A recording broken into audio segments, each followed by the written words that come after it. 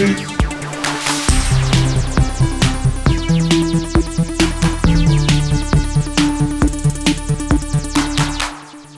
everyone, and welcome to GameFace, episode 366 on Sifted Games at Sifted.net. I'm Shane Satterfield, your host and founder of Sifted. I'm going to talk about some awesome video game stuff for the next couple hours, and alongside me to do that is Matthew Kyle. What's up, Matt?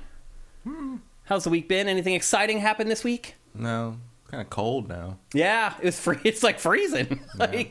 Yeah. We've had to run the air conditioner for a while, the last week or whatever. And then last night, I think I woke up this morning, our apartment was like 70 degrees or 69 degrees or something like that. I know you guys are like, oh, poor Shane and Matt, but it's weird. Like, usually we're having our Indian summer right now, and sometimes, like in November, it's like really hot. Well, usually it's October. Yeah, we had a mild October. It's fairly warm in October. And it's still warmer outside than it is in this house for some reason. Yeah, your house is always cool. Yeah. Seems like. But like, this is big. Yeah. But insulation's good, but it doesn't. It's better at keeping it cool than warming it up. Well, like it's nice and cool in the summer, but it's real cold in the winter if there's no sun. Well, the funny part is if you live in California, you hardly ever use your heat. So when you do turn it on, it smells like your house is burning down because like it hasn't been used for months and it's like burning off all the dust and like. Well, in mine, like the heat in this house, for some reason, there's two separate heaters. There's an upstairs and a downstairs. And for some reason, they put the exhaust for the heat downstairs on the side of the house, pointing directly at the neighbor. And it's this little plastic pipe that just makes this horrible screeching steam sound that basically penetrates the neighbor's house, and like just you can hear it everywhere. And so I run the heat in the winter. She's like, "Oh my God, how much longer is this going to?" I'm like, "It's 60 degrees in here. It's going to warm up a little bit." The cat is shivering. I'm going to run the heat for a while. That's funny. So, well, it has been kind of a calm week for games. Not a huge week of releases. Some big stuff we're going to talk about today. Stuff, but they're more low key. Than anything else. Yeah, next week's show, actually a couple of big ones. We're going to have Super Mario RPG, which comes out very soon. And then after next week's show, it gets a little more difficult. Like the first week of December, there's a couple big games. We'll have a good show there. And then the second week of December, I guess we just should say right now, by the way, that there's only 4 or 5 episodes left of GameFace in 2023.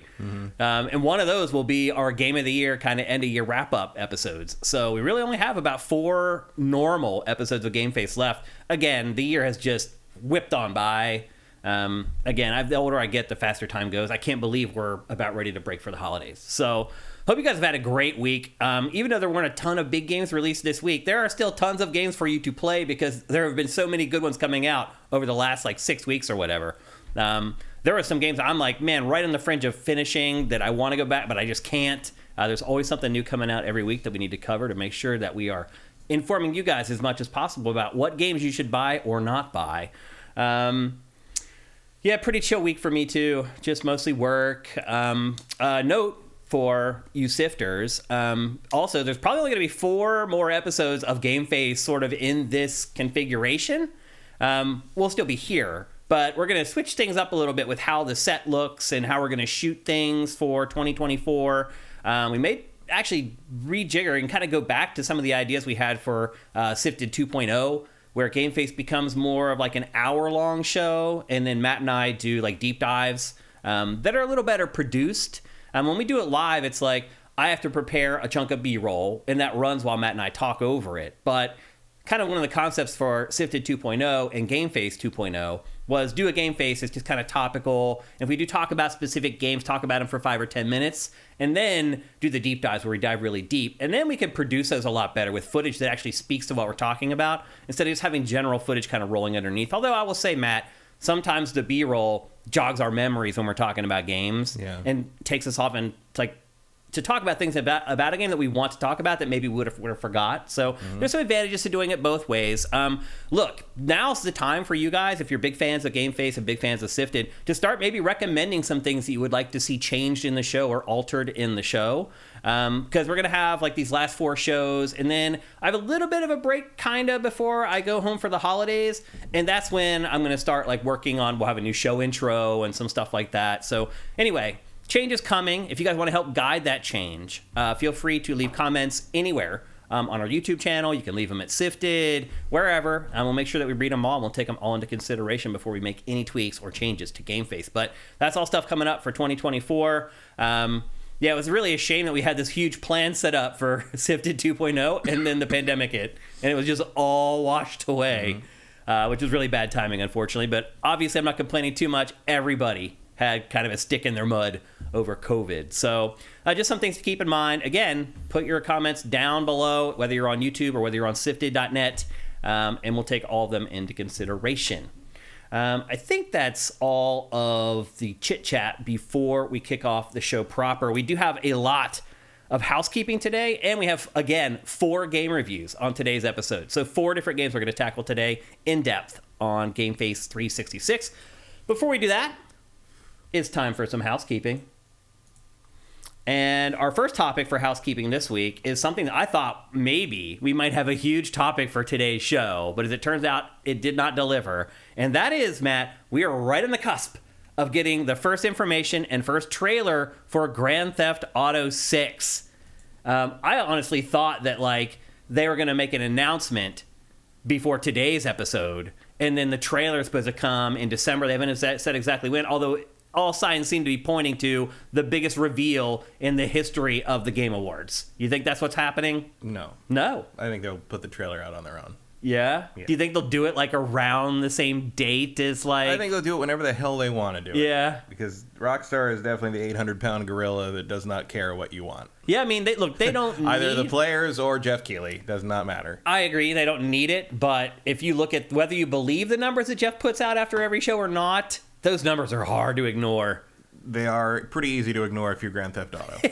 I mean, you're right. If there's one product that is immune to anything like that, it's GTA 6. Yes, and Rockstar does still have that attitude of we don't need anybody. Mm-hmm. So I would be very surprised if it ended up on that. Certainly if it ended up premiering on that. Maybe they might run it again on it.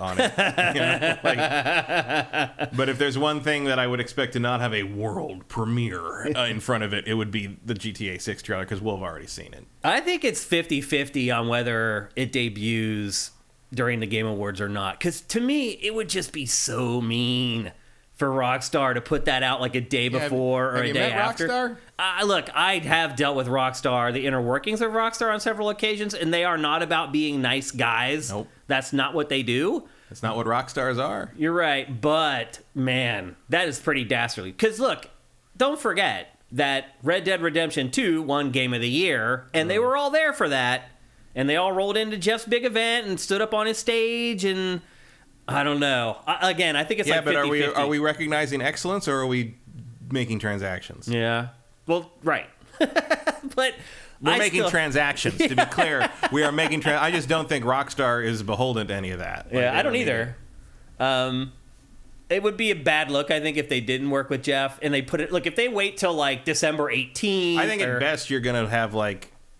They're going to put the trailer out themselves, and maybe somebody will show up at the Game Awards and they'll show the trailer again, and they'll... Maybe an extended one for the Game Awards? No. They'll have someone on... Maybe one of the people on stage, and they'll say something about the game that we don't know yet. Or that'd be cool still. If they work with him in some way, shape, or form. But you're right. They don't need the Game Awards. They don't need anyone. But I will be surprised if even that happens. Like, they don't need it. Take-Two does not give a shit. Does not... None of it matters. Well, I mean, look, Matt. It's the lead story on this episode of GameFace, and all Rockstar had to do was put up a little dinky blog post. It's the biggest video game of all time. Yeah. There's none bigger. It's the best. It doesn't... You can do whatever the hell you want. Yeah. There is no wrong answer here. That was true. The wrong answer would be to make a bad game, but like, who knows? I mean, the wrong answer would be to make it all online. There are wrong answers in terms of creative choice, but in terms of promoting the thing, there's no such thing as a bad idea. So here's the thing. So Rockstar says that they're going to put out an update first, and then they're going to put out the trailer. What kind of information do you anticipate we'll get in that sort of update that Rockstar Almost is going to nothing. Give us? Yeah. Like setting, the character names we already know. Maybe a release window. Q1. I would be surprised if they do that, though. That's about it. Something like that. Maybe a platform, music artist attached. They'll have trailer music in it or something. Yeah.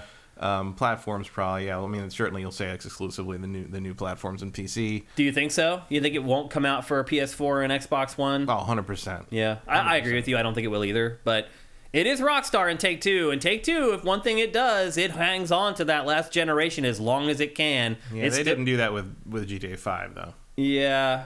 Did they? No. There was no 360 version. Was there a 360 version of that? There was. But that was the end of that generation, right? Yeah. So then they re-released it twice. Yeah.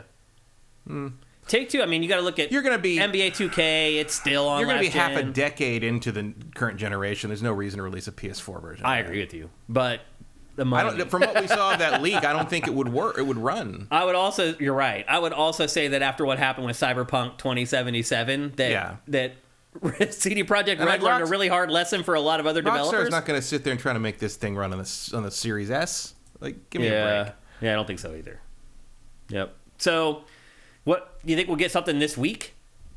As far as that little update that they're promising? I don't know. Yeah, there's no way to know. I don't try to fathom the workings of Rockstar.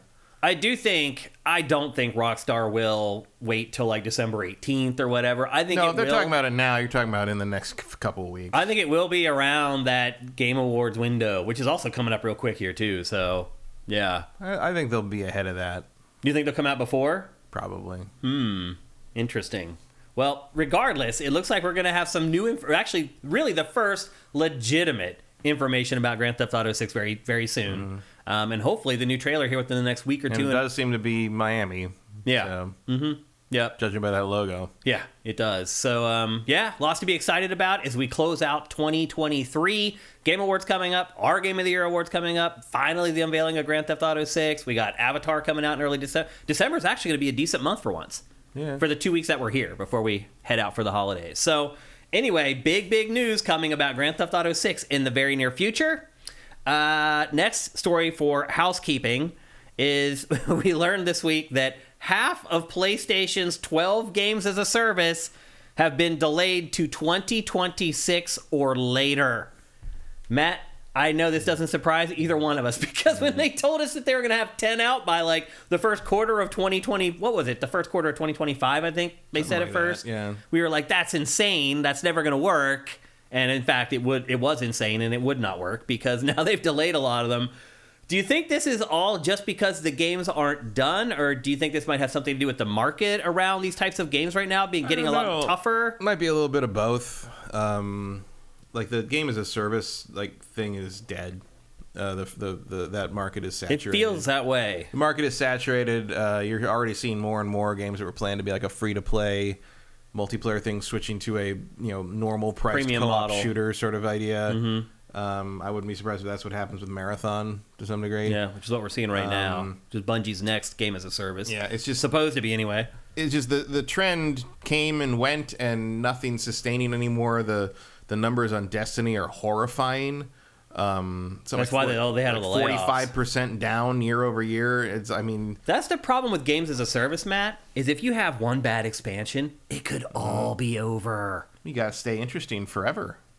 Every expansion has to be good, because if you drop the ball with one of them, you could lose a huge chunk of your audience that you never get back. Yeah, it's risky. Well, especially with Destiny. I mean, I've checked out of Destiny 2 long ago, but the couple times I've gone back, I'm like, I don't even know what I'm looking at anymore. Like, it's just too confusing. Like, and now that they've removed so much of the campaign, like they rotated it out or whatever, I'm like, I can't even catch up properly. So I just don't try Destiny anymore. Matt, when I'm curating and we have new stuff for Destiny that comes into the admin and I have to decide whether to add it to the site or not, I have no idea what any of it means. Like, already they had this crazy nomenclature for like weapons and things like that was hard to remember, but they've carried that aesthetic over into everything. How they name everything. It's like you read it. It is literally like you're reading another language. I'm like, what is, like, if for somebody who like used to play Destiny 2 and played it a lot, that's crazy. Like, how are you supposed to get somebody like me back when I feel so alienated now when I boot up your game? I don't know. It's like, it also leans a little weirdly hard into the different characters. I'm like, I don't know who these people are. Right. Like, you saw them for 5 seconds when you ran through the citadel, the tower, or wherever they were. Yep. And now I'm supposed to be concerned that one of the, what's his name? Nathan Fillion's character died or came back right. or what? Like, I don't know. I hear you. I just feel like they've gone too far into the weeds with Destiny 2. And again, that's Bungie and Destiny. They're learning a lot of lessons for these other games. And you're right. A lot of the lessons are teaching them, maybe we should just dump the whole game as a service, free-to-play thing, and just make a game that people pay for. Yeah, I mean, you've still got... The tide feels like it's turning. I mean, you do have things where, like, I don't know if you saw that guy who, like, he used to work at Blizzard. His dad worked at Blizzard, too, but he worked on StarCraft. He put out a video yesterday or the day before. He's talking about how, like, he worked for 2 years on StarCraft 2, Wings of Liberty. And the first paid horse DLC for World of Warcraft, like the Princess Pony, the Sparkle Unicorn DLC, that horse made more money than StarCraft 2 Wings of Liberty. And he's like, this is the problem. Yeah. Everyone's like, why is there all these microtransactions? There was a $15 horse. If you don't buy them, they go away. He's like, companies do this because dipshits buy all of it. Right. And we're the problem people. It's not the game developers or the game publishers. It's us. It's like if you can make more money than the revenue from a full expansion game, and because the Wings of Liberty was the initial StarCraft 2 release. It was huge, yeah. If you make more money just by putting out a horse that is basically a reskin someone probably spent a week on for $15, what does that tell the developers? Why would you ever make another StarCraft 2 again? I mean, it's to their credit they made 2 more. I finished that StarCraft 2 project. They did 2 more expansions after that. But like, if you're a bean counting bottom line executive, like, yeah, you're gonna look at that and be like, why would I want to make another StarCraft game when we could just make more horses? Yep. Like, that's what happens. Yeah. I mean, again, it's our fault.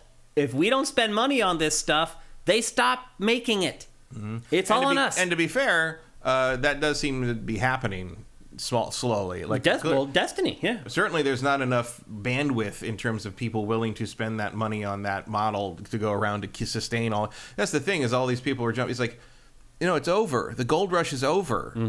You're panning for gold in an empty river at this point. There's only so many people that want to play a game like that and have and to be whales like that, and they're doing other things. And unless you got to make something that's going to pull people away from that, and I guarantee you, none of the games as services I see coming out of anyone right now are that game. Yeah. One of the recent episodes of Pactor Factor, someone asked him about this very thing, and as timing would have it, it worked out perfectly that we published that episode on the day this news came out. It just was that was not planned at all, by the way, folks. That's just happened that way. But his contention was, look, like, yeah, they have 10 or 12 games. They only need like 2 of them to hit. And he's like, I don't think that Sony thinks all of them are going to hit. No, they're literally throwing spaghetti at the wall. Right, there. Waiting to see what sticks. Yeah. And so, we are kind of like, oh, there's probably a bunch of them are going to fail. That's actually baked into their business plan that some of them will fail. They don't need that many, because if you do have a hit game as a service, I mean, you can generate $1 billion, $1.5 billion a year off of that game until you release a bad expansion, like we just mentioned. And that's what can send it all crashing down, which is what we're seeing at Bungie with Destiny 2, which is why we just saw a bunch of layoffs at Bungie for Destiny 2. So it's a high-risk business, the games as a service business, because it also costs a lot of money to develop them. Because the other thing, too, that we see a lot, Matt, is developers finish a game, and literally the next week, they lay off like 30% of their staff. You can't really do that with games as a service. It's like you finish the game, and that's just the beginning. Then you have to get in the rhythm of like, okay, how is our team good enough to have this constant turnover of content to keep feeding the beast, to keep the fans happy? It's an entirely different model that's has way more risk. You're paying way more in salaries to your employees in perpetuity. So I think we can see it. We're starting to see a lot of these publishers turn their back on the game as a service. And in all honesty, I feel like that onion's been squeezed dry already. Yep. Like, I'm not seeing new ideas in games as a service anymore, Matt. They're just like, except for now it's sci-fi, or now it's hard fantasy, and now it's dark fantasy. Or, like, the setting changes, but, like, the actual mechanics very rarely ever do. And I think that's why you're starting to see fatigue in the market. And you're starting to see, like, just the Johnny-come-lately sort of also-ran stuff, like that Square game that I can't remember anymore, that shut down after like 3 months. The third-person sci-fi shooter that we neither one of us ever the other one, the fantasy one where you arrive on a boat and have to do the hack and the platinum one. Oh, the Platinum's game. Oh, what was that called? Exactly. Exactly. Can't remember it. I don't know. It was terrible. Well, Babylon's Fall. Yeah, that's what it was. Yeah. Very fitting in that name. That is kind of a harbinger, that game. I think that was a turning point. That was one of the stakes in the ground where people are like, okay. It was like, people, what are you doing? Yeah. Like, it was like yeah. Just unbelievable. Like, yeah. So anyway. Good money after bad at this point. I guess then the X factor is like, okay, so you're giving your teams more time to make these games. Does that mean that we're not getting single-player games now that we kind of need at this point? Those seem to be pretty separate people. They do. So I'm not too worried even if though they come from studios that also create single-player games, you're right. It feels like they have a team that works on the ongoing stuff, and then a team that works on... Sony's been pretty good about not putting all their eggs in the one basket or the other for this one. So we'll see. I mean, we'll see. We don't really know anything about next year right now. Yeah. What do you think will be the first Sony game as a service to launch? I have no idea. Yeah. It's really kind of up in the air. I don't think we even know about most of them. Yeah, you're probably right. I think we know 6 or 7 right now. So there's like a handful that we still don't even know about. Among those, I don't know. It'd probably be maybe Fair Games? Jade's game? I don't know. I don't know. Because it's not going to be Marathon, I don't think. No, Marathon's a year and a half Yeah, away, I would think Fair Games would come before that. Maybe? I mean, Maybe. we don't even know anything. We don't even know anything about You're that. right. We just have a CG trailer so far. And in fact, Red Fox 1980 notes that Foam Stars is coming, people. Oh, right. It's not over yet. The Legacy says Helldivers 2. Oh, Helldivers 2. But Helldivers 2 isn't a PlayStation exclusive. It's a console exclusive. Yeah. But it's also on PC. But they're kind of like positioning it. They're acting like it's... They're positioning it as one of theirs. They are. In a way. Yeah, yeah.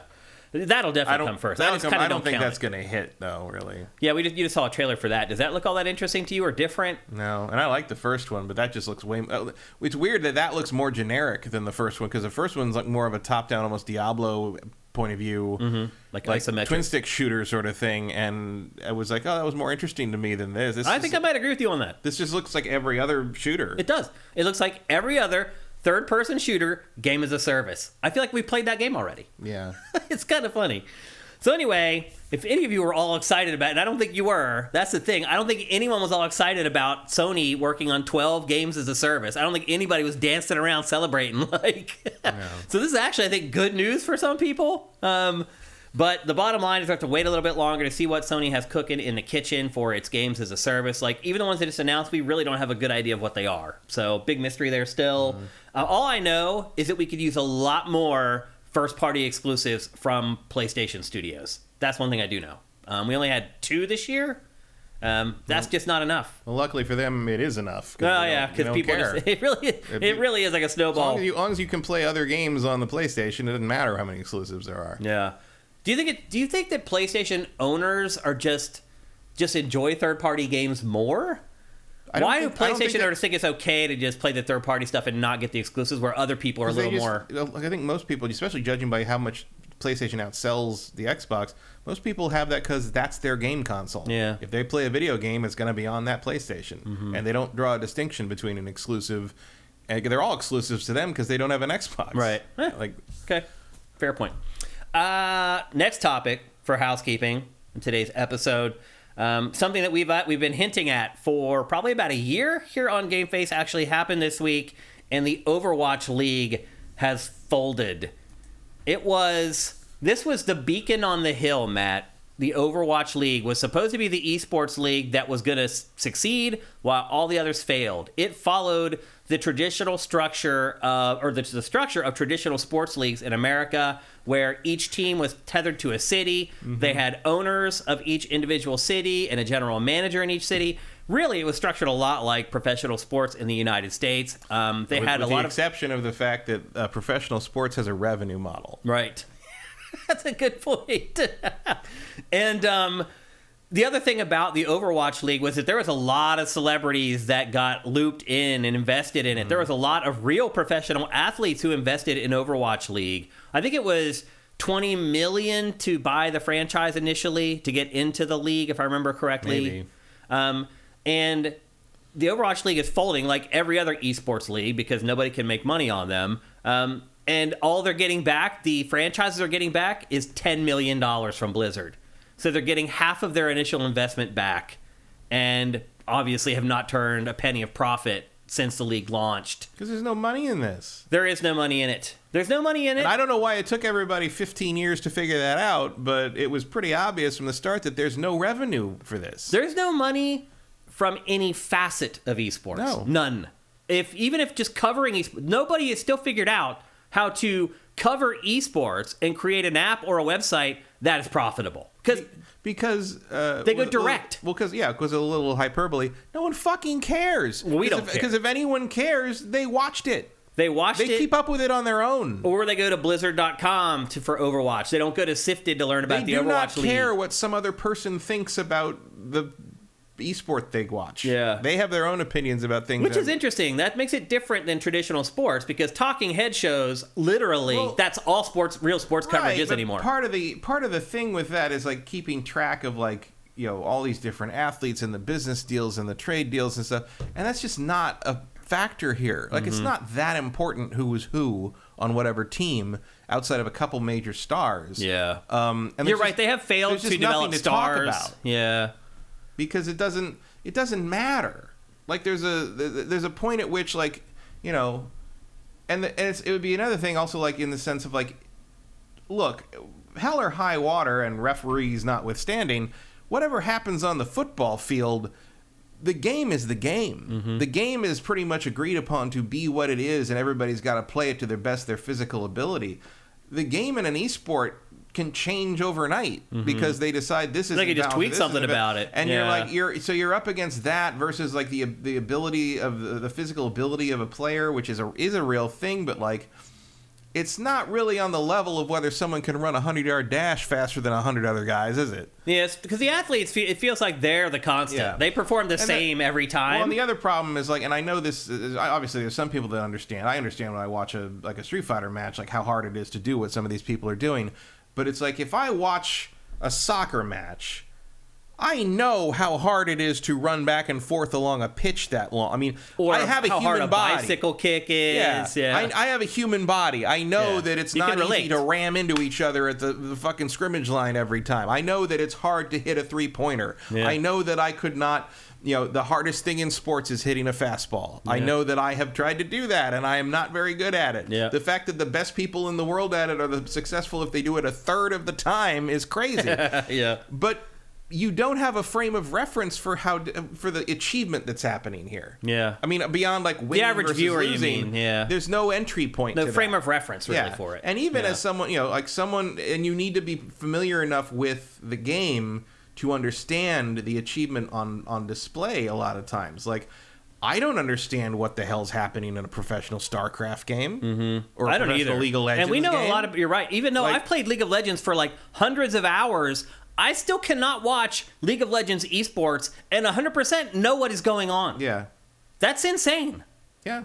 I mean, think about that. Like, I did play other traditional sports growing up. Like, I didn't play them anywhere near as much as I've played League of Legends. Yeah, and I think, again, I've gone on and on about it over the years, but I think one of the reasons that fighting games and EVO is just consistently one of the most successful at being an event for this that breaks a little bit outside of its core audience is that everything in a fighting game is happening on one screen. Yeah. Like, the concept is very simple. What the fuck is happening here? Right. Why am I following this huge dude up there? Exactly. It's like imagine trying to watch an NFL game when you could only watch it from the point of view of different players. Right. There's no field view. Right. Yeah.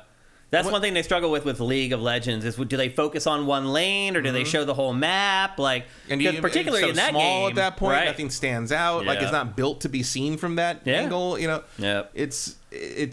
There's, I mean, and then like when you try to build a game specifically to take advantage or to solve those problems, the game doesn't become popular. Yeah. So like, I'm interested and Blizzard in tried to force this by basically being a giant company that threw millions upon millions of dollars into this and hoped that it would catch at some point, but nope.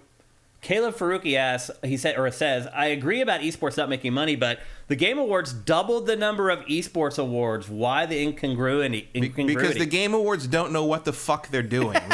That is really insane. Like, and more than likely, those awards were sponsored somehow. The sponsorship, one, and two, I guarantee Jeff at this point is like, I have tapped out the enthusiast gaming market. If I'm going to grow the audience for the Game Awards, this is where I need to reach. But Which they're is not going to weird. show up. They They're won't show up at gaming websites, and they because they don't play video games. Right, they play a video game. They play one. Yep. Like you have to if you want to be good enough. Yeah, like the people I knew in the fighting game community, like the people that really were seriously players, like like the people that would compete in the main tournaments. They didn't know anything about video games. Yeah. They know about the fighting games they play. That's it. Because they don't have time to do it. They don't have time for another hobby that involves video games. They, if they're doing something that's not training in the lab, they're doing something that's not in front of a screen because they can't fucking look at a screen any longer. Yeah. Like, that's not how. Like, no one. I guarantee you, almost no one who was a top contender at Evo cares who's nominated for Game of the Year at the Game Awards. Yeah. Even less so because Street Fighter's not nominated. Right. So it's not there's no that's not the same audience. They do the same thing, but it's not the same. It's like saying like, how come we have this great soccer analysis podcast and nobody who watches football on Sunday wants to watch because they're not watching the same sport. They don't care about soccer. Mm-hmm.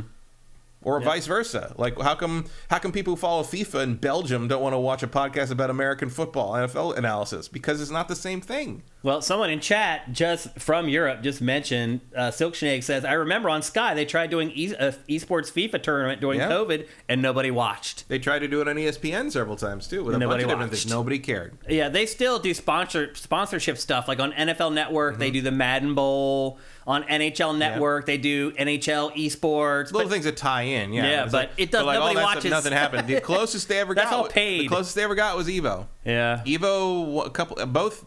I think 2 years it ran on ESPN2, the finals, and the grand finals, and it did pretty well. Did pretty well, and it was funny because you had the live chat going on, and you had all these sports guys coming and be like, "What the fuck is this? Where's sport? Like, why is this shit on?" And like 10 minutes later, like, "This is pretty good." Yeah, like they were converts in there. It's like this. I get it. I understand because it's a fight. Everybody understands. It's easy to understand. Yep, one against mano a mano for sure.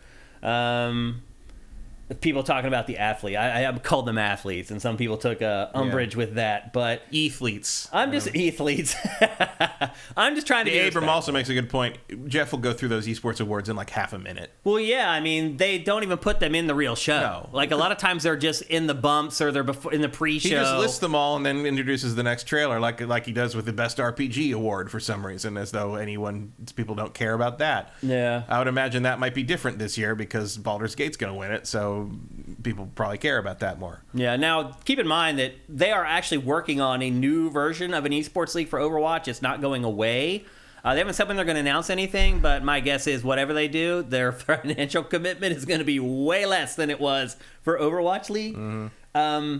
Red Fox 1980 asks, is League of Legends dead? No, it's not. Although they've had...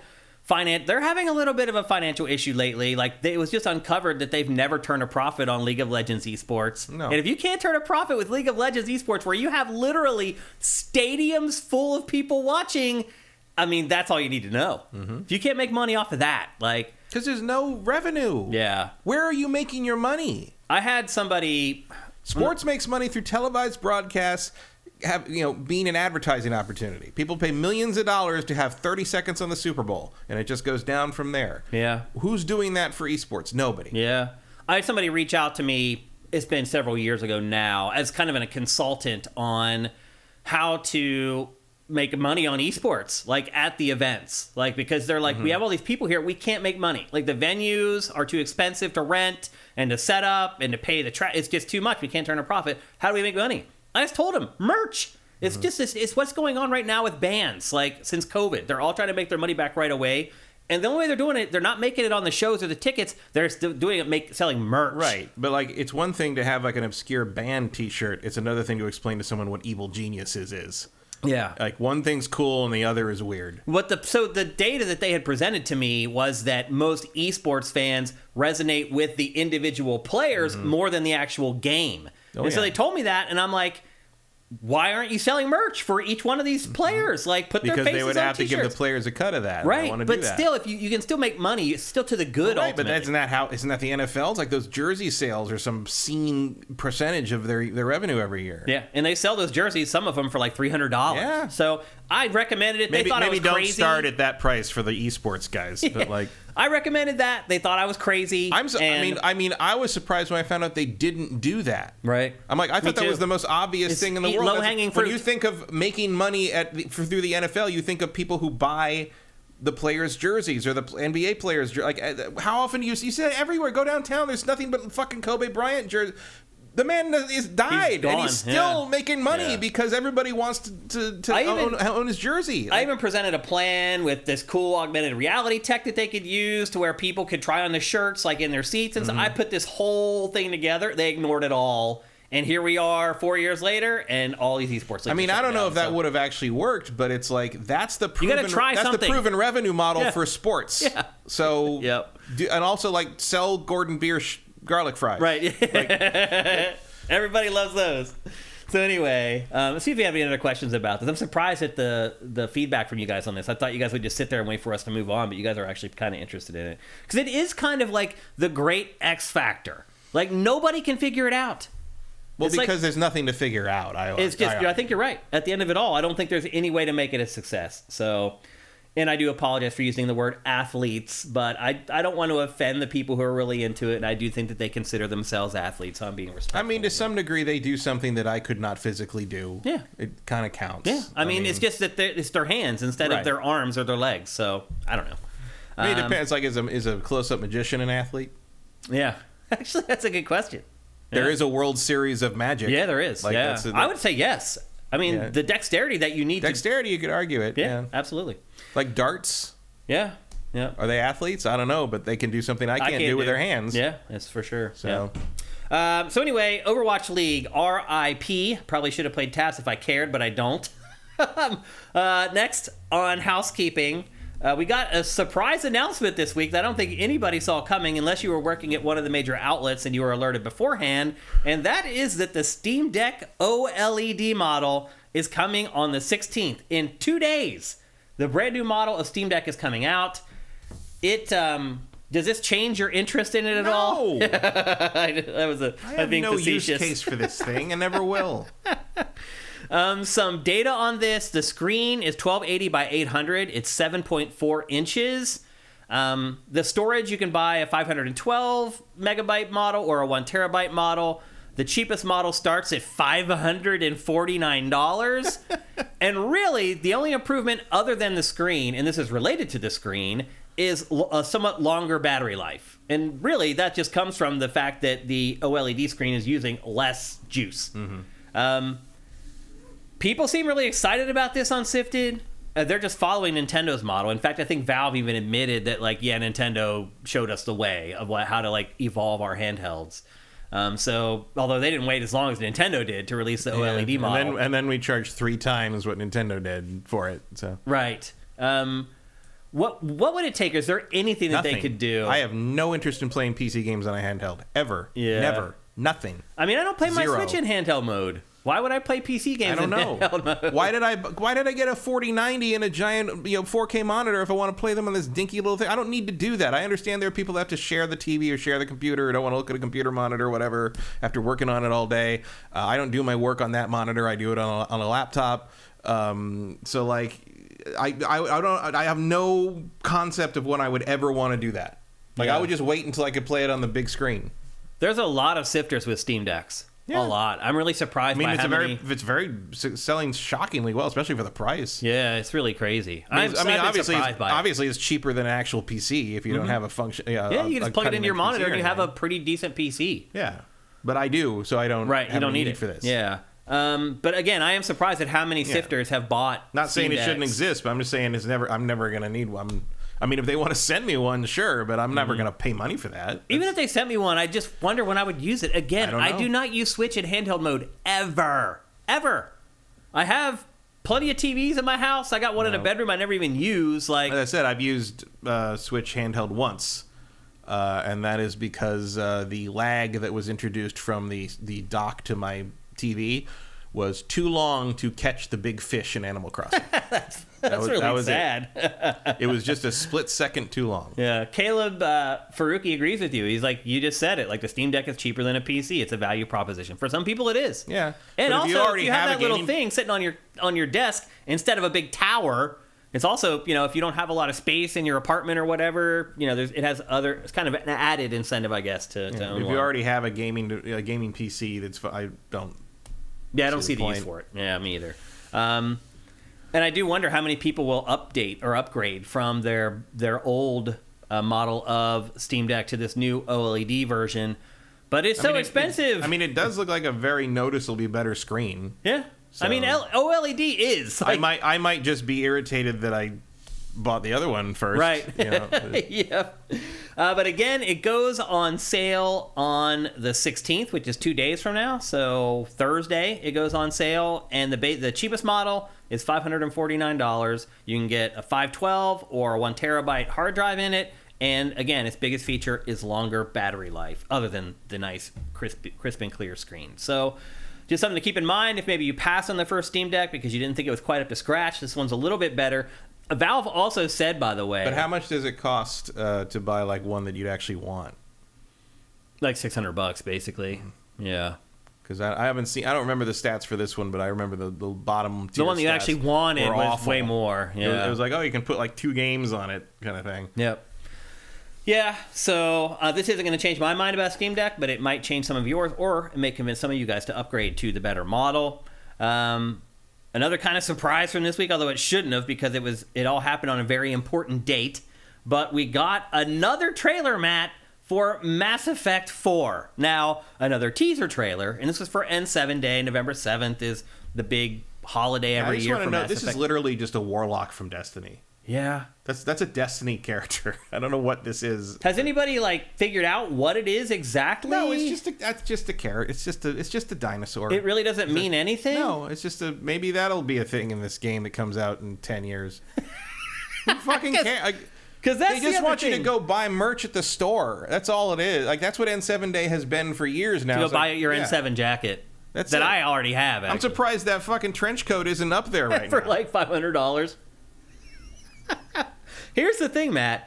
One, it also leaked out this week that it's not coming out until 2029. If that. And that blew my mind because that's still 6 years away from now. And then I get in here today and I go to load up clips for this out of the TriCaster, and I realize there are 3 trailers for Mass Effect 4 already. Yeah, the first trailer for this was Game Awards 2020. What the hell? They teased this game a decade before it's going to be out, if it even comes out. BioWare may not survive the release of Dragon Age 4. Seriously? We don't even know if this game is ever going to make it. Dragon Age 4 is going to be 10 years in the making by the time it comes out next year, if it comes out next year. Yeah. Inquisition was 2014. Dragon Age Origins took 9 years to make. They started in 2000. Yeah. I don't know why it takes this long to do these things. I don't either. But again, we have 3 trailers for this game already. It's not coming out till 2029. That's just insane. I don't understand why someone just take a flamethrower or something and clean house in the EA executive wing and start over. I don't know how you manage a company this ineptly. I'm not saying BioWare here. I'm saying EA. Yeah. I don't understand. I don't know who else to pin the donkey on for this one. How do you make this fail that badly? You're in Team Eco territory here.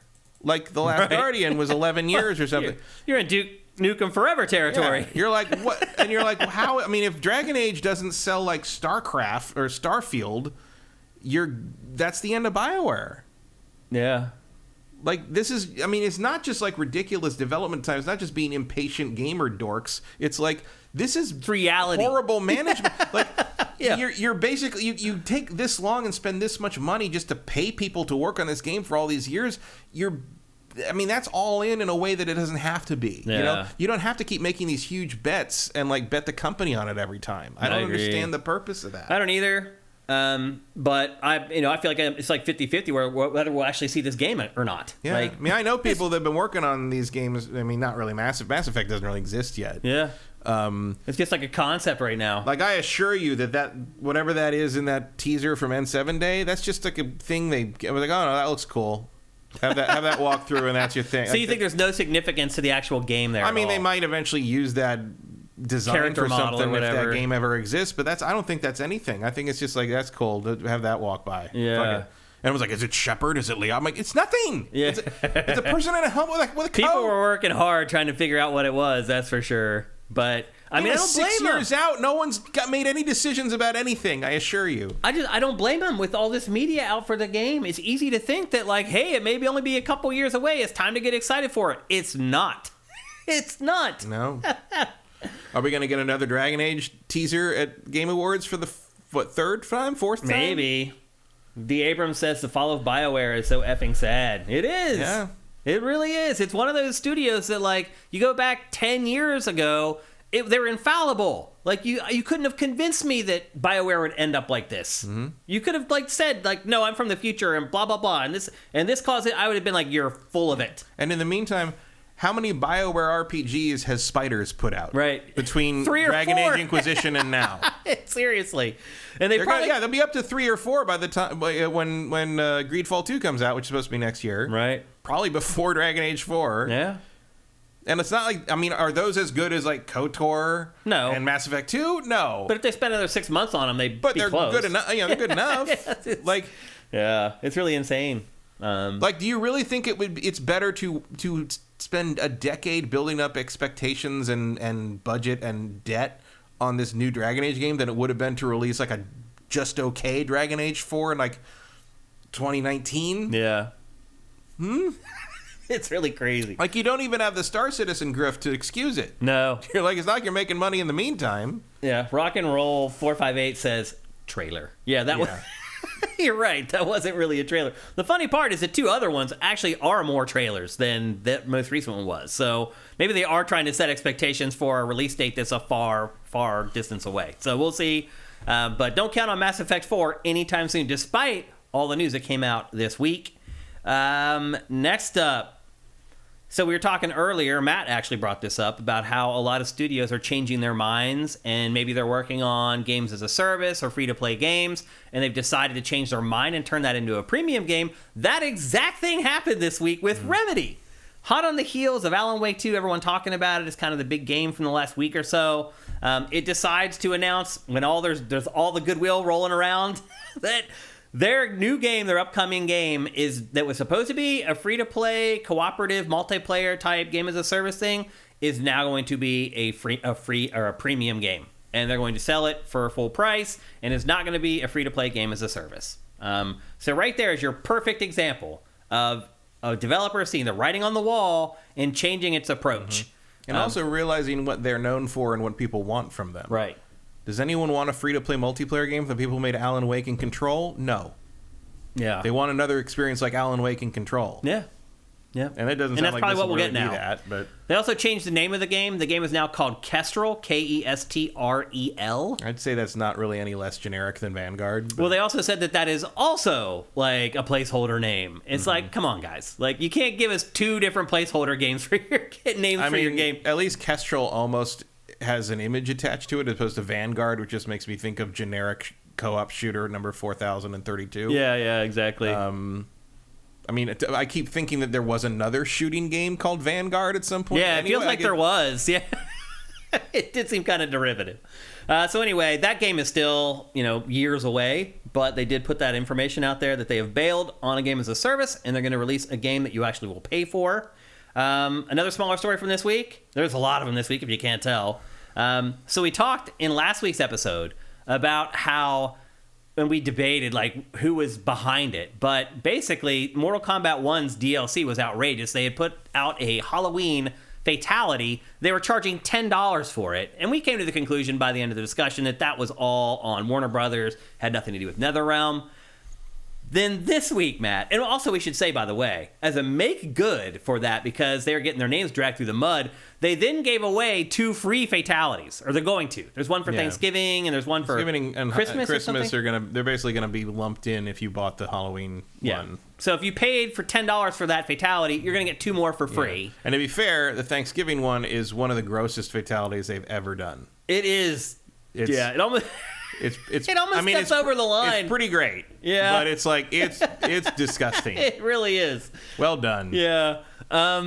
So anyway, they tried to. It's funny because like when I didn't know what that was, I just saw it pop up on Twitter, a video of it pop up on Twitter without contect, and I'm like, oh, that must be the Thanksgiving. I knew what it was. Oh, that's a Thanksgiving fatality if I ever saw one.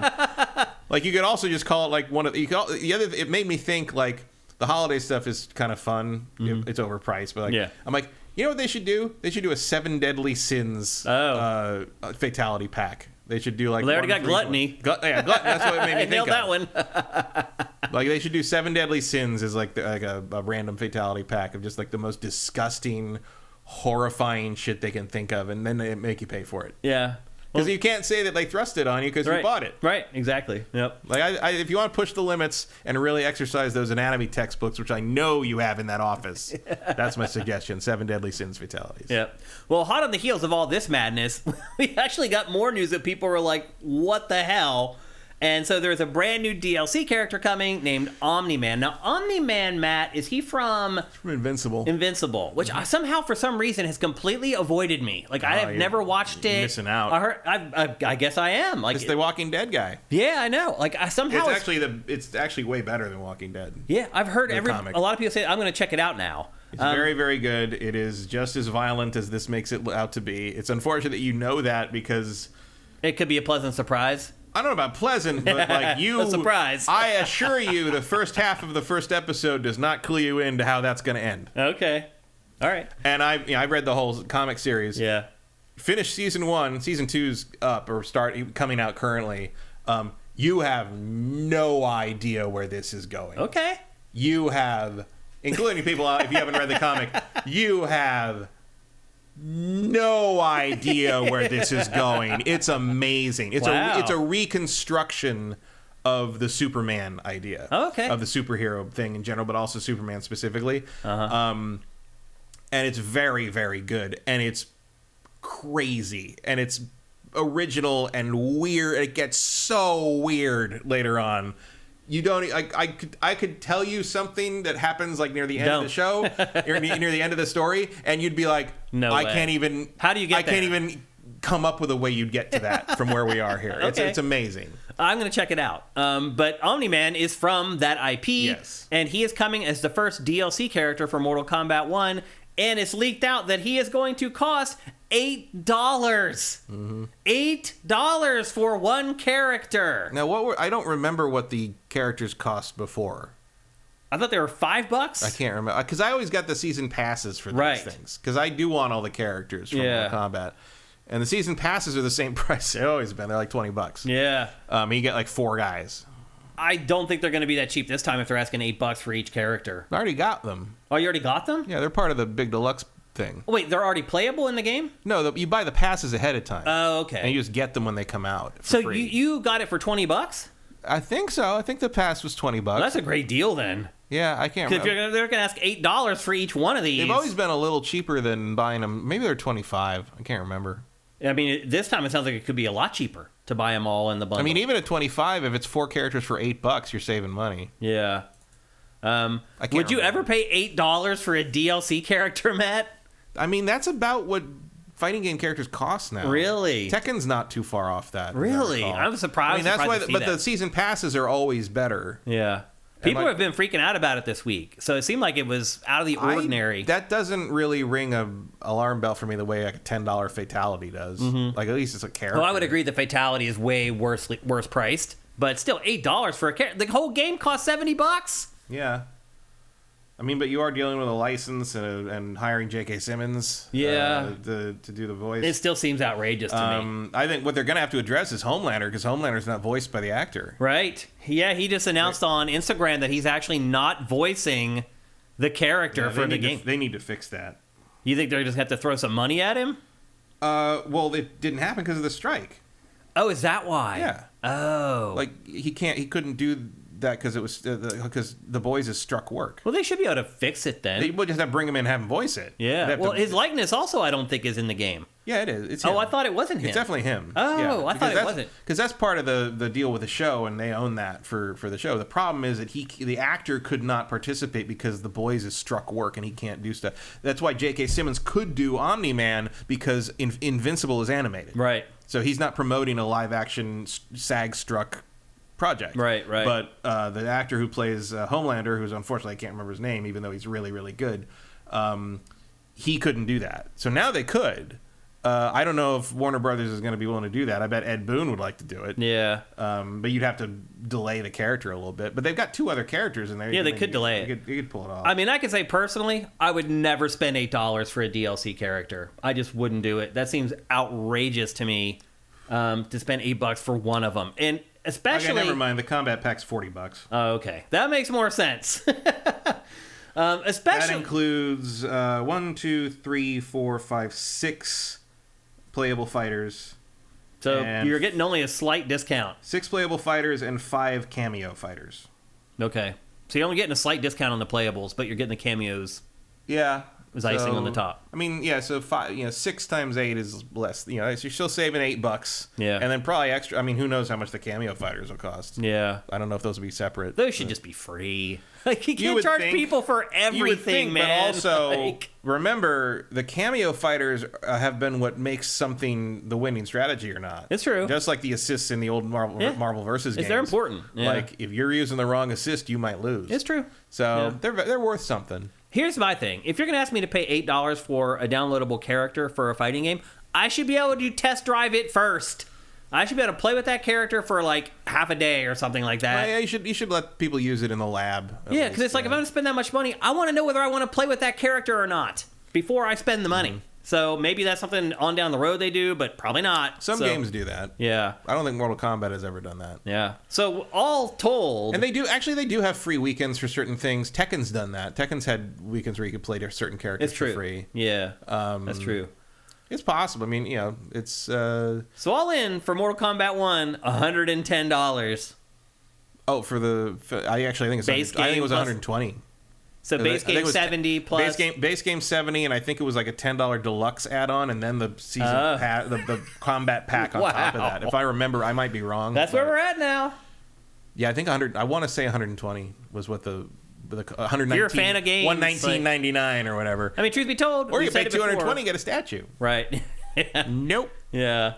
As we've said many times, like if you're really into like one game, you actually save a ton of money. Yeah, I will also say this, like that. If you watch the videos and everything, they nailed him. Like if Omni-Man, if you like Invincible, dead on. Like almost every move he does is directly out of the show or the comic. His fatality is directly out of the show and the. I mean, it's if you like that show or you like that character, like. You're never gonna get a better version of him. Well, eventually there'll probably be an Invincible video game, would be my guess. But this sort of nails it in a way that like, I don't know. I mean, I don't know how you do an Invincible video game. Yeah. And you wouldn't be playing as Omni-Man. Yeah. So. Rock and Roll 458 says, I'm not saying Mortal Kombat is worth $120, but there are definitely some video games that could reasonably price over $100 at launch. I mean, they're already making that argument with like Call of Duty that like if they charge you $100, how many people would they lose? If GTA 6 is $100, what are you going to do about it? They're going to pay it. Yeah. They're going to pay it. Yeah. They could charge $100 for it. I think they would maybe lose 3% of sales. Yeah, if that. And then you figure out the extra $30 that you make per game and you hit... It doesn't matter. And then the people that buy it anyway when the first sale hits in 6 weeks or 6 months or whatever, like they're going to get everyone eventually. Yeah, yeah. Japanese dude says you also only get a new character every 3 or 4 months. Yeah, it takes a while. Yeah. I mean, to be fair, they do them up. Those characters in Mortal Kombat are not. Yeah, they put a lot of work into it. Yeah, yeah. I mean, they have their own fatalities, and they usually have their own stage, and it's not like we're just going to slap a skin. I really do think they should delay. They should hold off on Homelander till they get the actor's voice. I'd agree with that. People will complain big time. I don't see the point otherwise. Yeah. He is so much that character. He is that character. Yeah. That also another good series based on I think Invincible's a much better comic than The Boys. Did you watch Gen V? No, but I know what it is. I watched it. I did get sucked into it. I ended up watching all the episodes. I did not find it to be anywhere near as good as The Boys. It's The Boys in high school, basically. Right. I mean, there's similar sidetracks of stuff like that in the comics of The Boys. I would say there are elements of The Boys I prefer in the comic, but for the most part, I think this show does it better. Especially Homelander. Homelander is a vastly more interesting character in the show than he is in the comics. Wow, I'm surprised to hear that. That rarely ever happens. He just doesn't have the dimensionality in the comics that he does and a lot of that's the performance. A lot of that is the actor, and he's good. He's very good. Yeah, he nails that character for sure. The most shocking thing about the show of The Boys is how much they've taken the characters who are not the boys and made them sort of what drives the engine of that show. Whereas in the comic, the boys are the central thing at all times, except when they need to show you. Sometimes they'll cut away and do like a Gen V thing because they really need you to understand why the people the boys are about to murder horribly should be murdered horribly. Right, yeah. Yeah. Yep. So anyway, if you're a big Mortal Kombat fan, you're not going to get your fandom for cheap. That's for damn sure. Next up, yesterday we just got the nominees for the Game Awards Game of the Year. Obviously, we will do our own Game of the Year awards middle of December like we always do. And so we're not going to tip our hand on games that we're leaning towards or anything like that. We're just going to go over, I guess, does Jeff still have the editorial committee that picks these? I think, yeah, of course. And then you guys can vote. You can go to the Game Awards website. You can vote on them. I don't know why. Whatever that does, I'm not 100% sure. I don't know why I'm doing marketing work for Jeff either, but I've been doing it for the last 8 years on SIFTD. And now he's in Fortnite. So. Jeff's in Fortnite? The Game Awards are in Fortnite. Oh. I saw the clip right before we did it. It's Jeff's in Fortnite, and he's being raised up in this giant plinth in the middle of the world.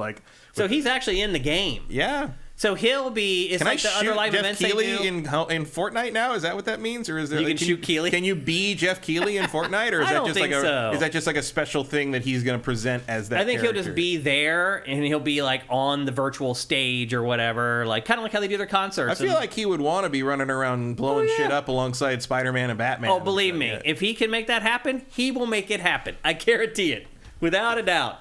Let's see how many people buy that DLC. Yeah. Anyway, here are the nominees. One. Who could it be? Here are the nominees for Game of the Year according to the Game Awards, and I do believe they still have an editorial committee that picks the nominees, and then you guys can go to their website and vote. Anyway. I saw people talking about the committee. I don't know if that means it still exists for sure or not, but I assume. Yeah. I was good enough to be in the committee when I worked at Game Trailers. I leave there, and all of a sudden I am not qualified to be on the editorial committee. Okay. But anyway, here are the nominees for Game of the Year for the Game Awards. Alan Wake 2, Baldur's Gate 3, these are in alphabetical order, Baldur's Gate 3, Marvel Spider-Man 2, Resident Evil 4 Remake, Super Mario Bros. Wonder, and of course, The Legend of Zelda, Tears of the Kingdom. Any games that you feel like are missing? You mentioned Street Fighter 6 earlier. Street Fighter 6 could be included, I think, over Resident Evil 4 because it's a remake.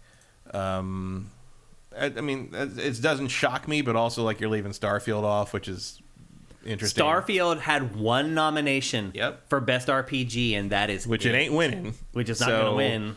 Yeah, I mean, I recognize that, but I mean, this is a race between Baldur's Gate and Zelda. It doesn't matter. Yeah, I think you're right. I think particularly if you look at the reviews that the editorial committee put out there for the games, these are the two. Yeah. There were people complaining that Hogwarts Legacy wasn't in anything, but it's like no one remembers that was this year. That is my big omission. And I really did love that game. But it really seems to have fallen off with people. I think the problem is that it released 11 months ago. Like people just forgot. I think you're right. I think people forgot. I think it's been surpassed several times over by a lot of those other games in that.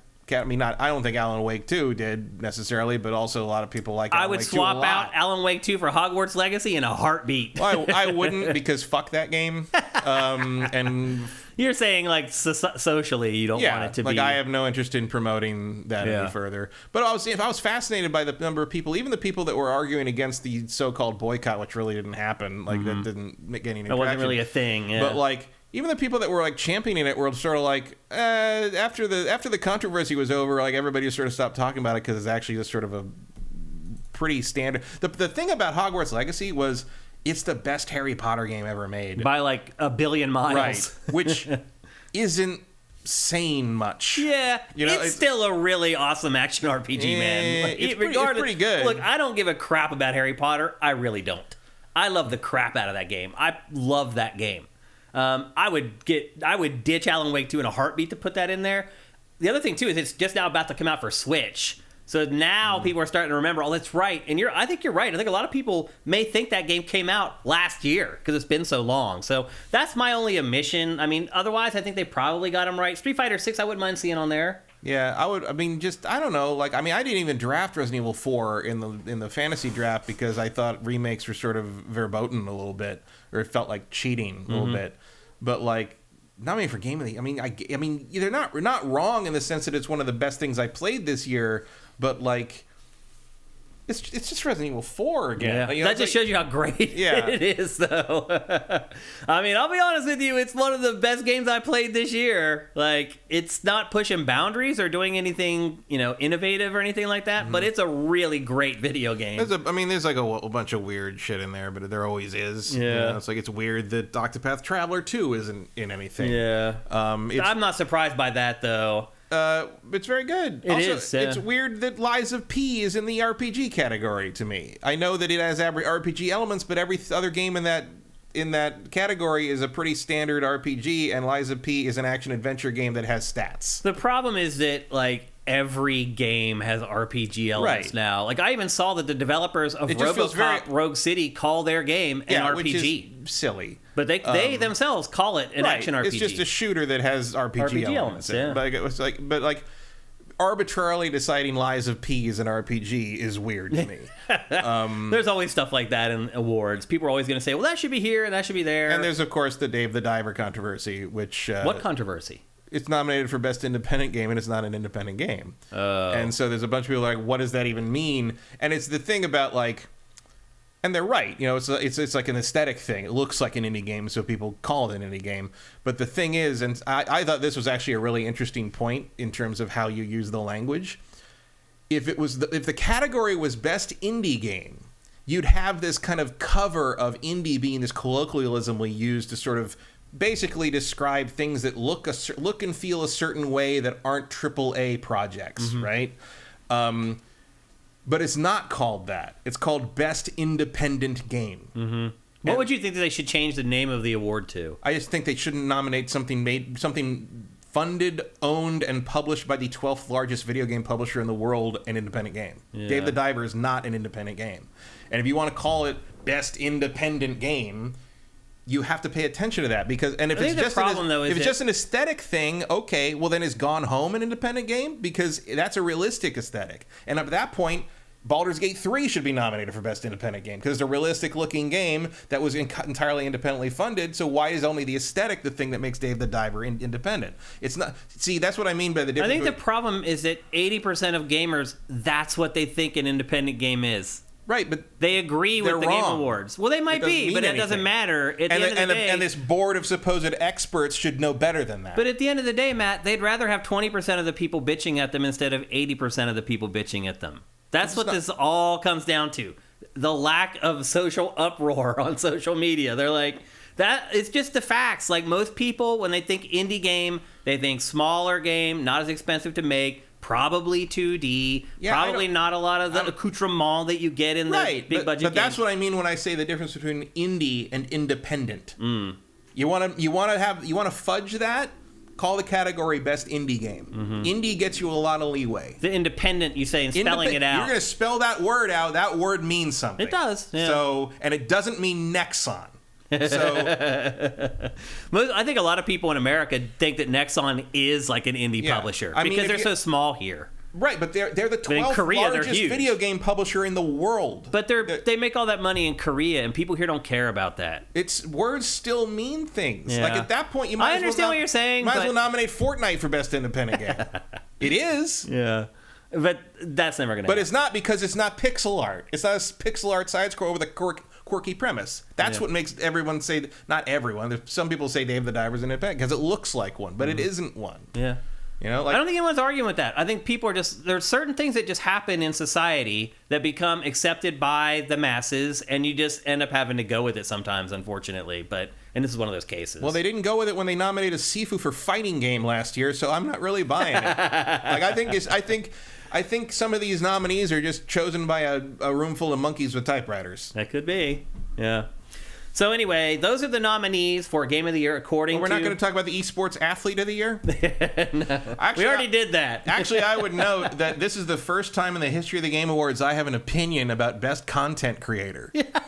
Because one of the nominees is People Make Games, which made that great documentary about Disco Elysium. Oh, okay. So I actually do have a dog in the fight on one of those stupid things. Finally. This time. Best Content Creator, People Make Games. Let's go, Quinn. Someone makes content that we actually thought was good. It is funny to think about. And it's the only one, if you look at the nominees on the thing, it's the only one that has a logo and not some random dude's face. Right. On the thing. Because it's a bunch of people that made a fucking documentary. About the game. Like, that's what we do here. Like, you'll never see our faces in our thumbnails. And it's probably a huge mistake. But, like, the ideals that I like to create content around is it's about the games first and us second. And that's not what people want anymore.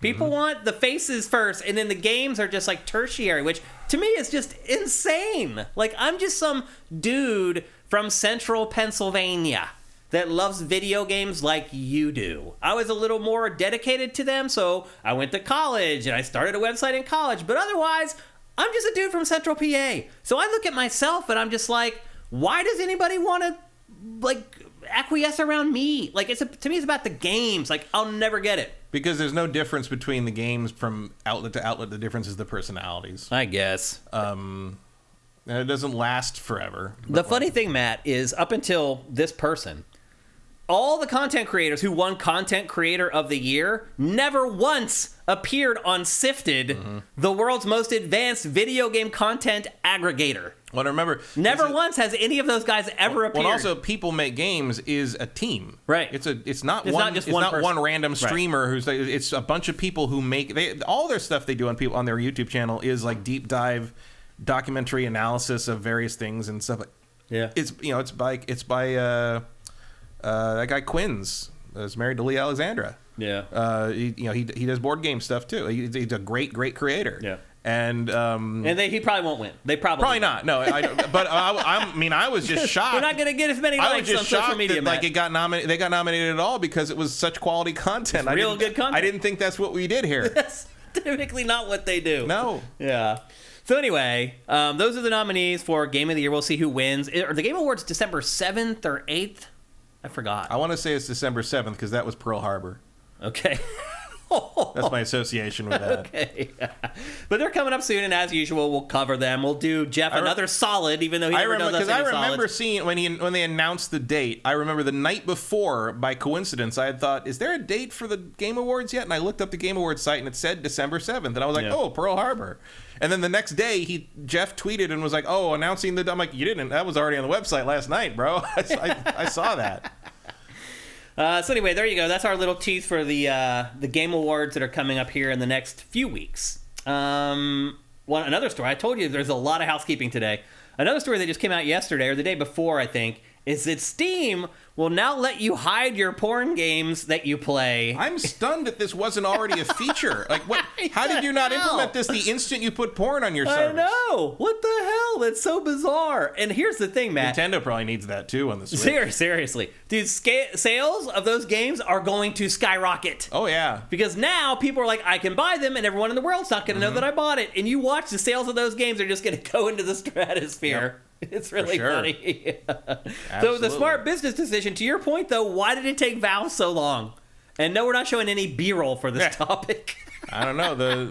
I mean, obviously, you could always make your profile private or whatever. But, like, people want to actually still interact and stuff, but also not have people know they're playing, I don't know, MILF Quest or whatever the hell they're... I don't even know what a porn game is. I can't name one. I know because they keep fucking throwing them at me all the time. Because I have JRPGs in my library. That's all it takes. Like, this guy played Tales of Arise, so he must want to see giant animated boobs all the time. Let's throw some hentai. Yeah. Like, I gotta weed through all that typically- shit to get to the actual game releases sometimes. Let's be honest. Typically, that might be accurate. Yeah. That might be the customer that they should be pushing Oh, those for games sure. to. But I'm always stunned that, like, I just want to look at the upcoming releases and see what I need to play coming up. And I'm like, I got to scroll through like 14 porn things to get to something that's even just like a standard shooter or something. Yeah. It's like, where? Yeah. So anyway, you can now go play your porn games with pride. We don't care. We don't judge. Do whatever the hell you want as long as you're not hurting somebody else. Those are the rules that I live by. And then our final story for housekeeping for episode 366 is bad news for Starfield. We already talked about how it wasn't really nominated for anything or much at the Game Awards in 2023. We also got a little bit of other bad news, and that is that right now, Matt, there are more people playing Skyrim on Steam than are playing Starfield. It's because most people playing Starfield are playing it through Game Pass. You think so? I think so. But it's sold like 10 million or whatever. That's for regular console. A lot of that wasn't through Steam, though. Yeah. I'm not playing it on Steam, and I wish I was playing it on Steam because Steam's the one that has the fucking beta patch right now with the DLSS on it. Right.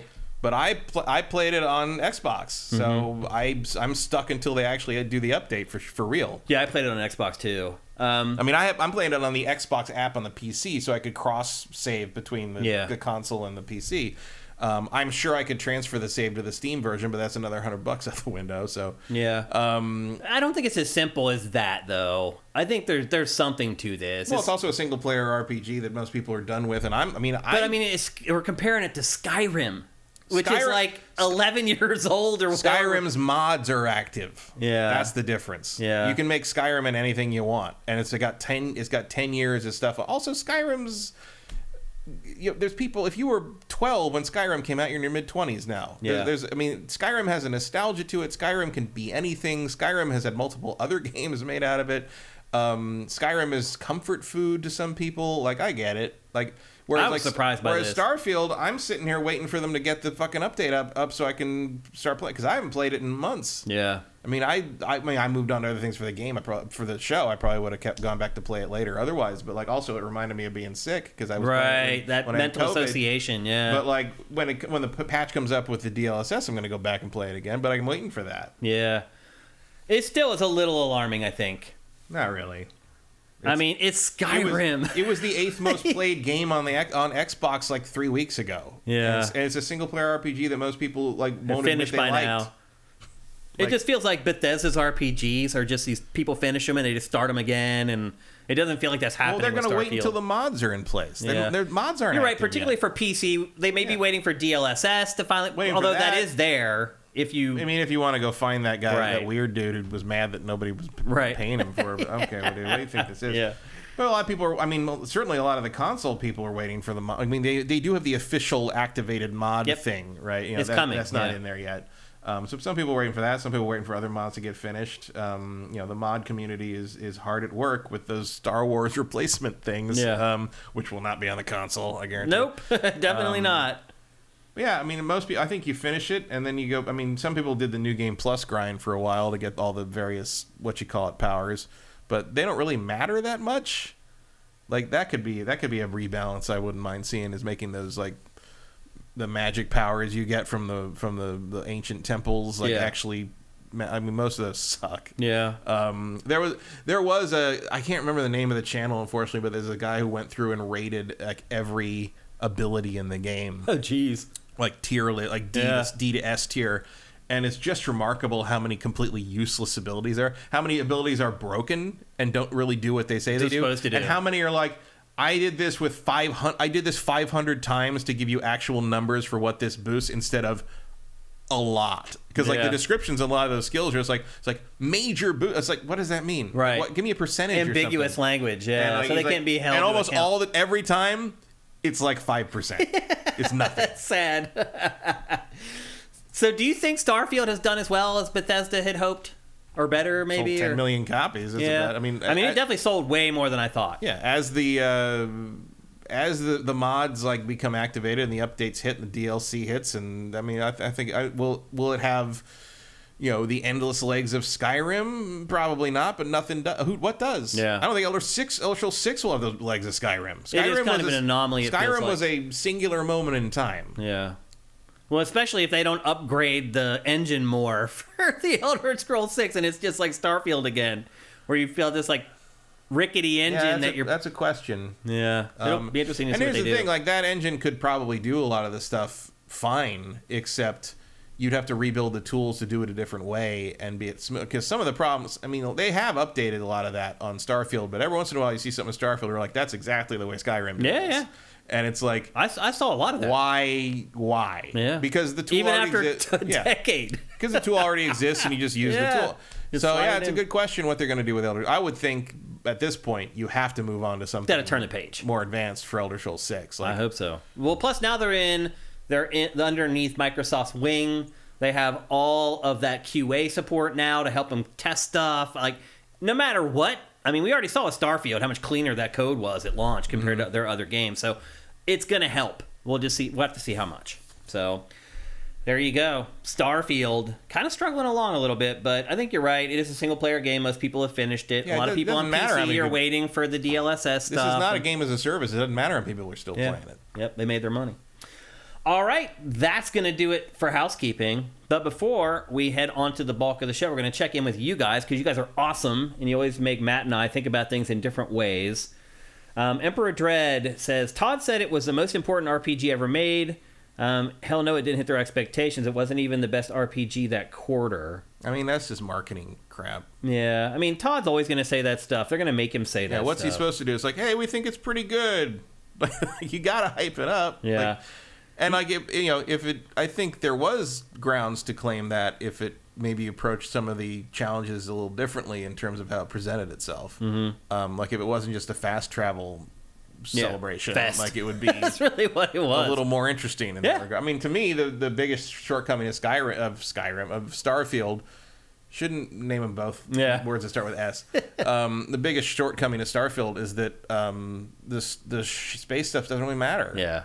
Like it's just a means to an end. Once you've been somewhere, it's just like everything else. It's no different than a Skyrim map. You just fast travel where you want to go. Because otherwise, why am I fucking sitting there watching the same unskippable ship flying by over and over again? Like I don't. Who wants to watch that? And I did that for a long time. I did too. But it's like that's funny. I did the same thing. Let's see what else you guys got in here. There's Emperor Dread says there's a lot of space between we're proud of this game and this is the most important one ever made. I agree. Yeah. But like I would definitely like to know what he means by that. Yeah. Like what did he think that was gonna do? Like most important, why? What was this gonna change about how RPGs are made? Because I don't see anything in the game that would do that. Yeah. You know what I mean? Like, yeah. I understand. Like I like it. I played it for 140 hours. I'm not saying I didn't like Starfield. I'm just saying I don't see anything in Starfield that, as an RPG person, makes me go, "This has to change in all RPG." You know, I mean, I do understand when people say that about Baldur's Gate 3. I don't agree with them, and I don't think it's realistic. But I do understand why you'd play Baldur's Gate 3 and be like, "This should change everything." It won't. Yeah. But I understand that claim.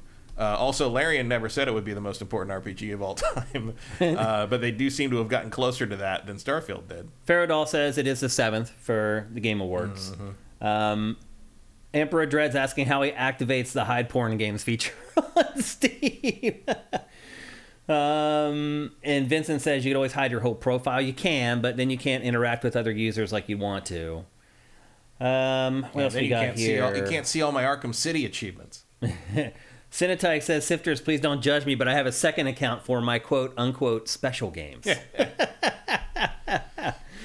What else you guys got going on in here? Faradol says, my entire new games recommendation is porn games. I have no idea why. And none of it has good art. No, they really don't. Like, that's on the Switch. That's like, all that art is just like, this is all. Like, it's like third-tier deviant art shit. They're cashing in. Yep. MK Ness, thank you for subscribing at tier 2. That is awesome, man. Thank you very much. Also, thank you for spamming my face emoji. Like, you look at some of those things on Steam and stuff, and you're like, do people know that porn is just there on the internet? Like, you can just, like, Google it? I don't know, Matt. It really does boggle the mind sometimes. Like, you don't need to pay $15 for some, like, some 22-year-old's, like, bad drawings of things. Like, but it's interactive, Matt. Caleb Faruqi says the distinction between Steam versus Game Pass numbers is worth the occasional disclaimer. Yeah, for sure. I mean, I think there's a huge disconnect between those two numbers, for sure. Yeah. I think it should be mentioned. Probably more so on something like Redfall. Yeah. But... for sure. Yeah. Mike's Q says, Skyrim is a fantasy genre and Starfield is sci-fi. They don't necessarily cross-pollinate. Yeah. Yeah, I'd say most people that were interested in one are probably interested in the other. Yeah, the majority, I would say. Anything else you guys got here? Eth Demon, I know you two disagree, but I think Baldur's Gate 3 really did blunt Starfield's impact. I would not disagree with that at all. No. I mean, we were talking about it like it was Game of the Year. I think maybe it would in the sense of like mind share and zeitgeist, but it certainly didn't impact sales. Yeah. Baldur's Gate 3 didn't stop anybody from buying Starfield. No, not at all. So, Rigor Mortis UK says, I just feel like the equality of Starfield just doesn't cut it these days. Bethesda is so far behind. I mean, you remember our review. Yeah. I did say that it felt like it was an old game in some ways. Like, I'm not going to disagree with that. It feels like a big leap forward for Bethesda, but it doesn't feel like it caught up to where everyone else is. Yeah. And so I think they're going to have to do that with Elder Scrolls 6. In some ways. And again, I cannot emphasize how much more of Starfield's flaws I would gloss over and forgive if they'd nailed the space stuff. Mm-hmm. And I just don't feel like they did. No, I don't think it's just your feeling, Matt. They just flat out did not nail it. That's all. And I don't think there's any debate. And it doesn't have to be like that much, like it's not like No Man's Sky. It doesn't have to be that. Yeah. But No Man's Sky, like especially now that you've updated all these things, and especially with some of this year's updates, like you can fly around that area and you can see like big star battles happening, and you can like fly through these fleets that jump in and jump out, and like there's things like that happen in Starfield, but it feels like it happens in this tiny little space bubble, and it feels like there's no reason to even go look at it because it's just the same thing over and over. I agree. Yep. You don't need to like break the bank on it, but you got to give me a reason to be there. Yeah. Yep. I agree. All right, that's it for the housekeeping for episode 366. Again, I told you we had a bunch of stories from this week. It was a big week for news, but now it's time to get into the bulk of the show. But before we do that, let's hear a word from our important sponsor, LS Cream. LS Cream is a fine cream liqueur created by fellow gamer and sifter Stevens Charles.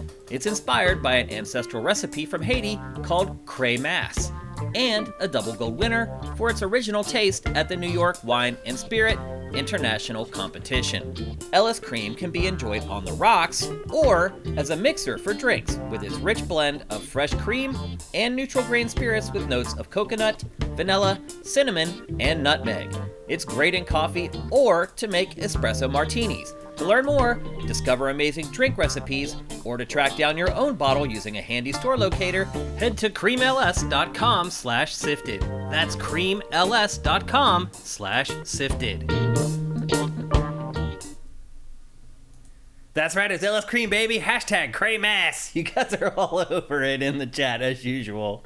Holidays are coming. Thanksgiving's coming. You want to have a drink or two before you pass out on the couch after you eat Thanksgiving dinner? Head to creamls.com/sifted. Get yourself a bottle locally or find out how to buy a bottle online. Get a couple bottles. You're going to need one for Thanksgiving. You're going to need another for Christmas dinner because at this point, family dinners at the holidays are a little different than they used to be years ago, Matt. Yeah, and in a pinch, it makes for a good bludgeoning weapon. That's true. A solid bottle. When your drunk uncle who had that hidden bottle of vodka in his corner will go right through a MAGA hat, I promise.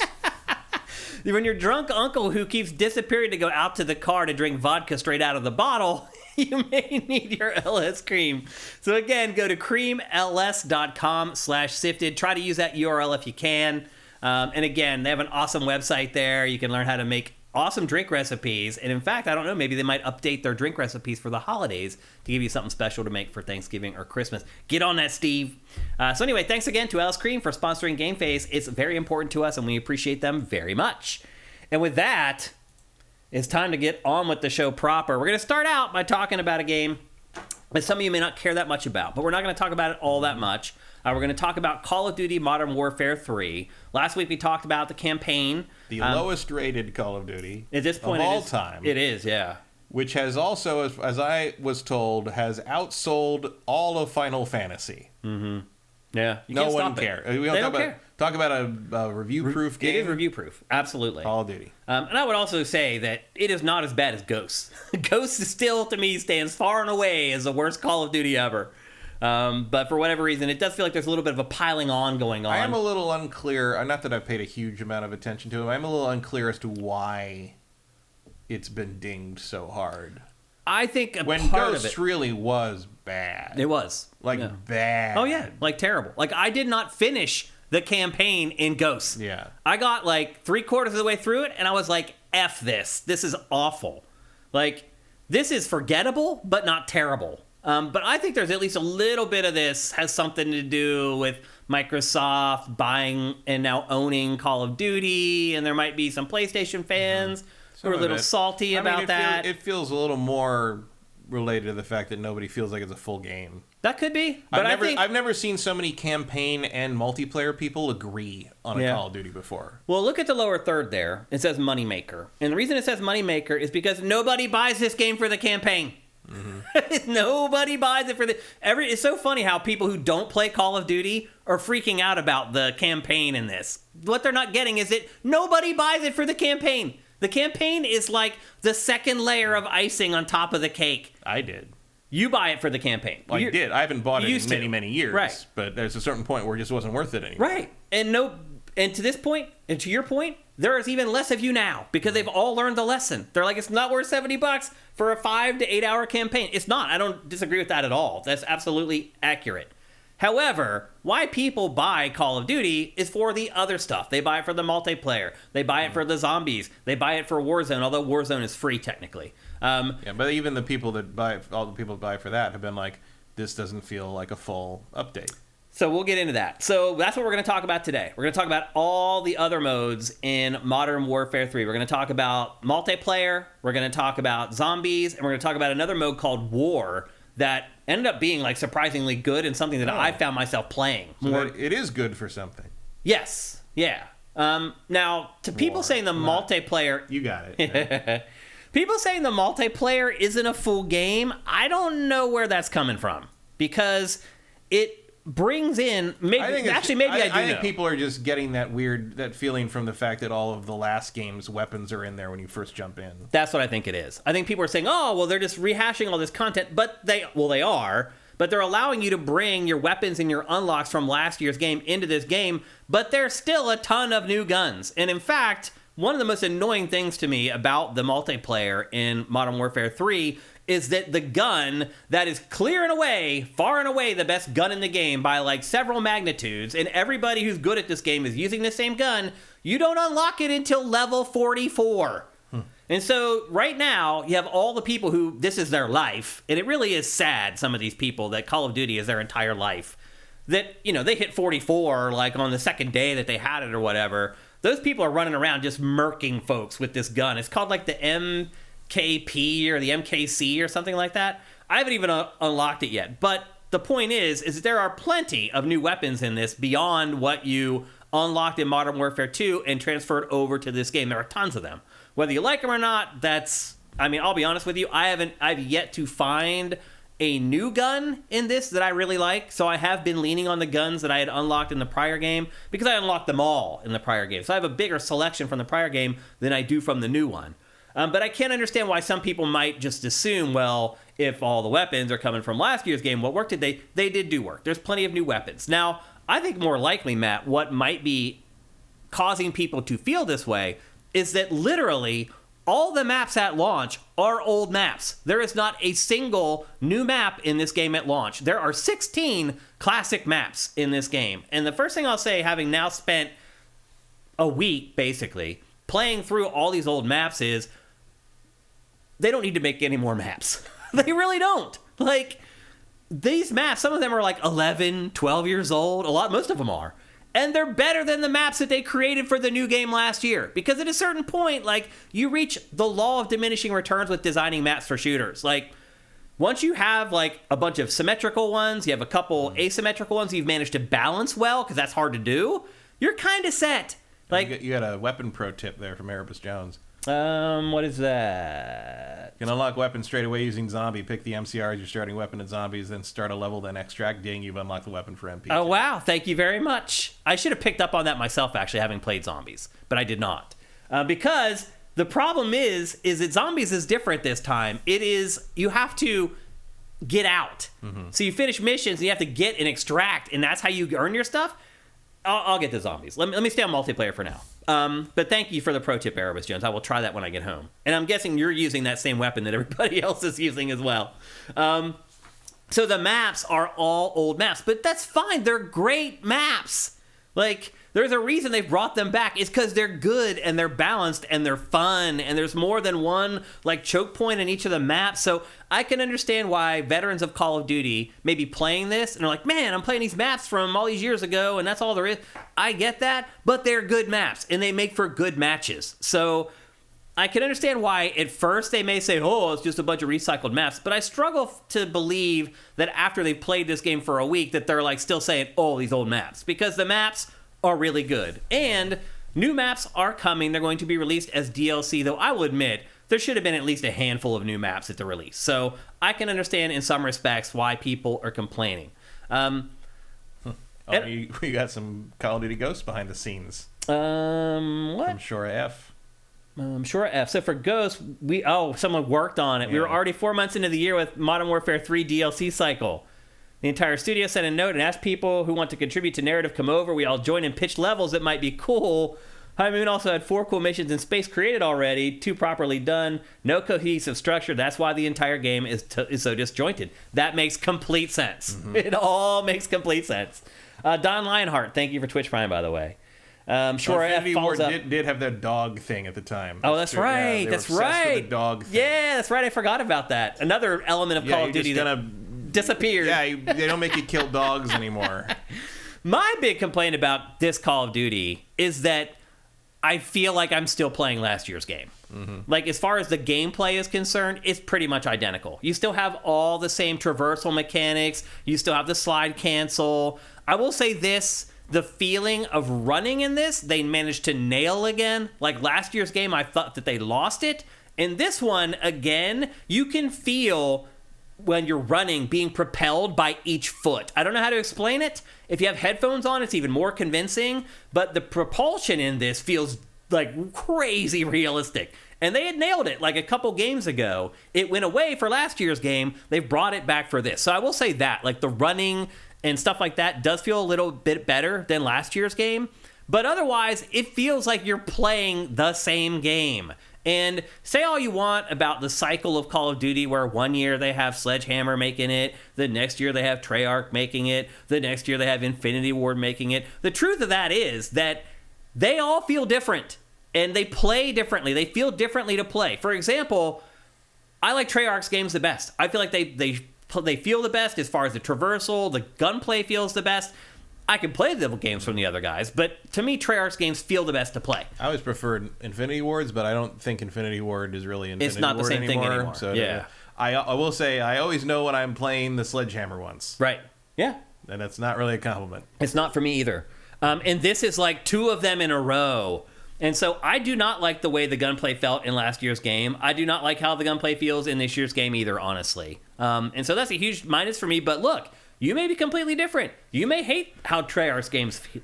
And even I know this map. Yeah. Well, it's Favela. Everybody knows this map. So look, it could just be a difference of opinion. I'm just telling you, for me personally, like, I like the idea that every year the games feel a little different. And I can see it in my data as far as like my KD. Like, sir, I'm better at Treyarch's games for whatever reason. My KD in Treyarch's games is always at least 1.5.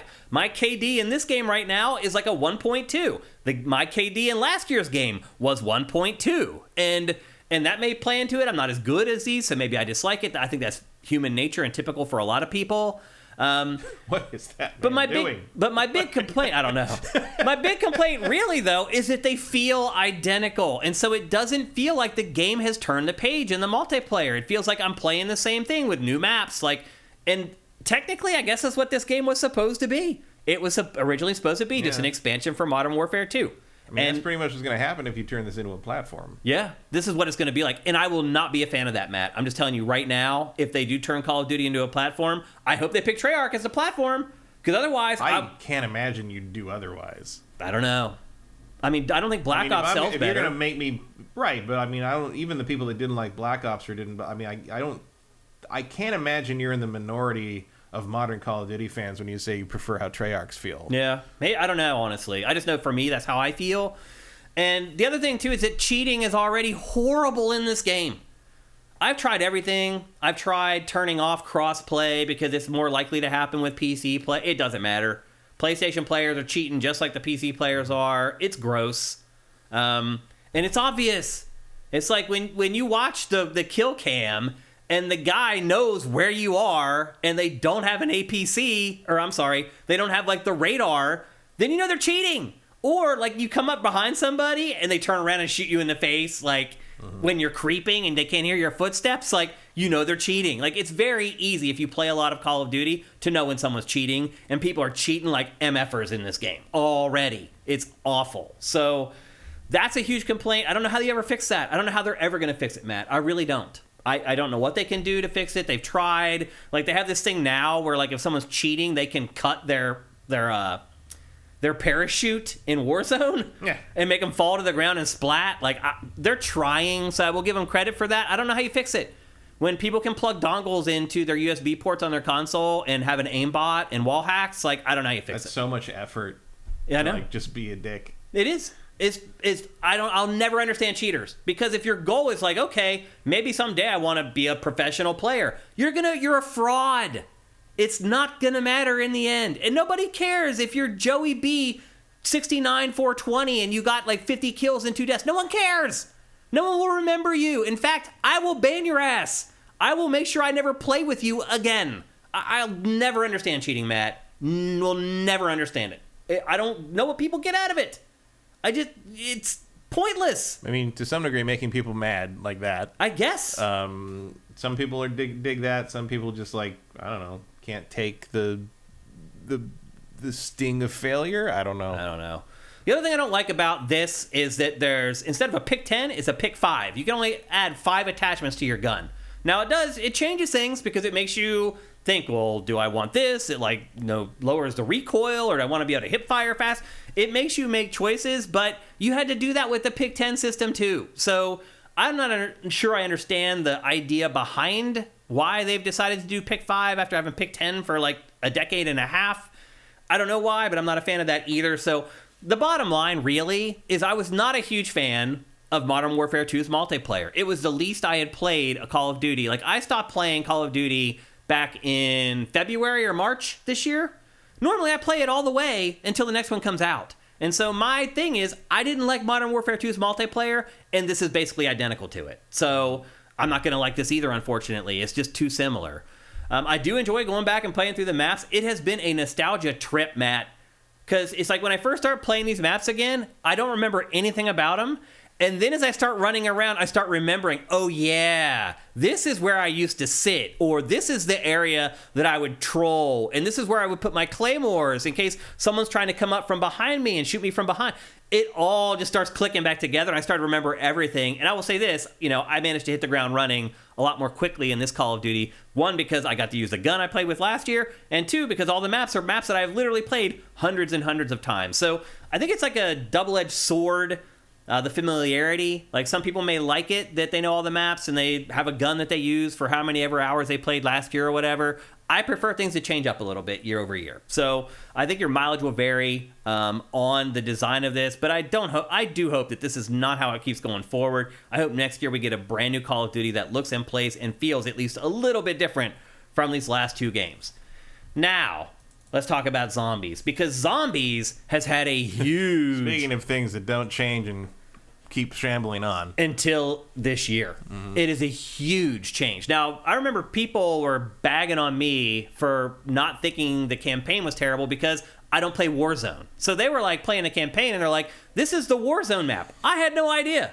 It's just a big open world to me because I don't play Warzone. So I can understand why some people are like, wait a minute, they're reusing this environment for a campaign mission, where to me, I was just like, I've never seen this area before. But Zombies, there's no denying that there has been a huge change. So typically, zombies mode, how it works is you're kind of trapped in this very confined area, a lot of times just in a building or whatever. And there's this whole mechanic of you like nailing up the boards on the windows and fortifying the building that you're in.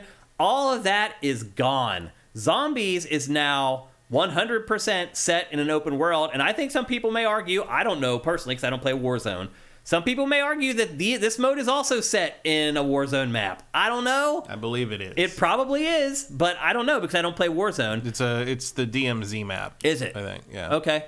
Well, again, like done up like it's Halloween, basically. I played Warzone enough last year to talk about it, basically, to know what it was like so we could talk, at least explain to people what it was. Yeah, I don't know what the DMZ map is. That's just the tweets I saw. Okay. Okay, then it does maybe take place on one of the maps for Warzone. I don't really care because what matters to me is that the way that it plays is completely changed. So it is a big open world that you're plopped down in, and the first thing you need to do is you need to go to your TAC map, and you need to look for these aqua icons. So Vincent says DMZ is the extraction shooter mode. Yeah, but that's Warzone. That is Warzone. But anyway, this is in an open map, and you open up your TAC map, and you'll see these icons, these little aqua, like, walkie-talkie. And the first thing you need to do is ping it. So I think you tap up on the D-pad to ping it, and then it will show, and you can see here, it will show you a waypoint in the actual game world that you run to. And as you can see, I ran to this waypoint. Once you get there, look, it's this thing that I need to activate, and you activate it. Once you activate it, that basically initiates a horde mode around that area. Here come the sandworms. Yeah. And then you just basically, the crazy part though is that like, you don't even have to defend this point. Like at first I thought I did. I'm like, oh, I probably have to stay within like 100 yards of this thing or whatever and mow down. You don't. You can just run away. In fact, you can just go to one of the other waypoints on the map and activate that if you want to. And so it's completely freeform. You're not trapped. Those mechanics, as far as like boarding up like the windows, those are all gone. Those aren't even in the game anymore. And they've been replaced with things that you can, like wrenches that you can collect that you can use to fix stuff. Like you can use a wrench to fix a vehicle. And then all of a sudden you have this vehicle that you can use to roll around the map and run over the zombies with it. You can use it to fix turrets. And now all of a sudden, right next to one of those points that you activate, you have a turret that you can use to just sit there and just mow them down. Like it changes everything about zombies, about how it plays, how you look at it, how the strategies that you use while you're playing it. And again, as I said, when it's all done, you can try as many missions as you want. It's a little bit like DMZ, actually. You can try to complete as many missions as you want before you extract, but if you die before you get extracted out, you lose all the stuff that you've collected. And that is a little frustrating, I will admit. There's a couple times where I completed like 3 objectives, and then like my partners just left, and I died. And there are revives, and you can even like call in people like over the network to come into your game and revive you. That never happened. Like I sat there one time for like 5 minutes and nobody ever showed up to revive me. So there are just major tweaks to this mode. It makes it completely different from how it has been in the past. Now the question is it better? Because it's undoubtedly been changed, but have they improved it? I think that's a taste thing. Like I've never been a huge fan of the zombies mode. Have you? No. Like, I just found it to be too difficult, and, like, you just were dying constantly, and it relied too much on your teammates. I'll say this also relies a lot on teammates. Like, if you get trapped somewhere and your teammates just bail, you're dead. There's really nothing you can do to save yourself if you're inside. And so, it's completely changed how you play the game, but is it better? Like, I think that the old style of zombies was more frenetic, but it was also harder. So each session for me would last like 5 minutes, and then it's like, oh, now we gotta go back into the browser and matchmake with everybody again and get a good game and hope that you get good players playing with you. In this, it's not as dire. Like, in fact, there are times where like my partners just ran off and were like repairing vehicles or repairing turrets or whatever else while I was actually kind of following the missions, and then they just show up. Like, after they get their truck, they'd roll in with their truck, run over a couple zombies, and be like, hey, what's up? Like, it's just more freeform. And in that way, for me, I think I did find it to be a little more fun than the more traditional, like, you're trapped in the house, board up the windows, oh, they're coming in the back door, get to the back. That is a little more frenetic and frantic. There's no doubt about it. But I enjoyed the more strategic, more laid-back version that you get with this open-world zombies. So... And eventually they're throwing bosses at you, like real bosses, like monsters that are like 2 stories high, and you're fighting those cooperatively. Sometimes you can see here, they just send like high-powered agents in to get you. And I'll say this too, like some of that stuff happens. Oh yeah, I literally kick his ass. And I'll say that something too. Some of the emergent stuff in this game, in this mode, is a little too emergent. Like those dudes just showed up out of nowhere with shields, shot me once, and killed me. And then I look over, I'm like, oh, come and say it. And they shot the other guy one time and killed him. So I think there's some balancing that needs to be done in how they introduce enemies and things like that. Like sometimes you know what you're getting into. Sometimes you come up to a walkie-talkie, it'll tell you, like, hey, this is going to start a boss fight. And that's good because you know to prepare. But sometimes you start these, and next thing you know, you're just inundated with a bunch of high-level, like, humans, not zombies, that come into the map. And you're like, holy crap, I need to get out of here. And then there's just a lot more that you can do in this. Like, you can just climb to the top of a high building with a sniper rifle and just have fun sniping zombies all over the map. It feels a little more like zombie movies, I guess is a good way to put it. Like, where you can escape for a while and find a safe spot and snipe a few of them and then get back down on the ground and get in a vehicle. It just feels a little more realistic than the zombies mode that's been in the game prior. He says as a zombie throws fireballs at him. This is one of the bosses here. This is one of the bosses that I just triggered that you fight. And the crazy thing, if you watch this little clip here, he goes after my partner and leaves me alone. And I feel so bad for the guy. He just acts like I don't even exist. And he just starts terrorizing the other guy that I'm playing with.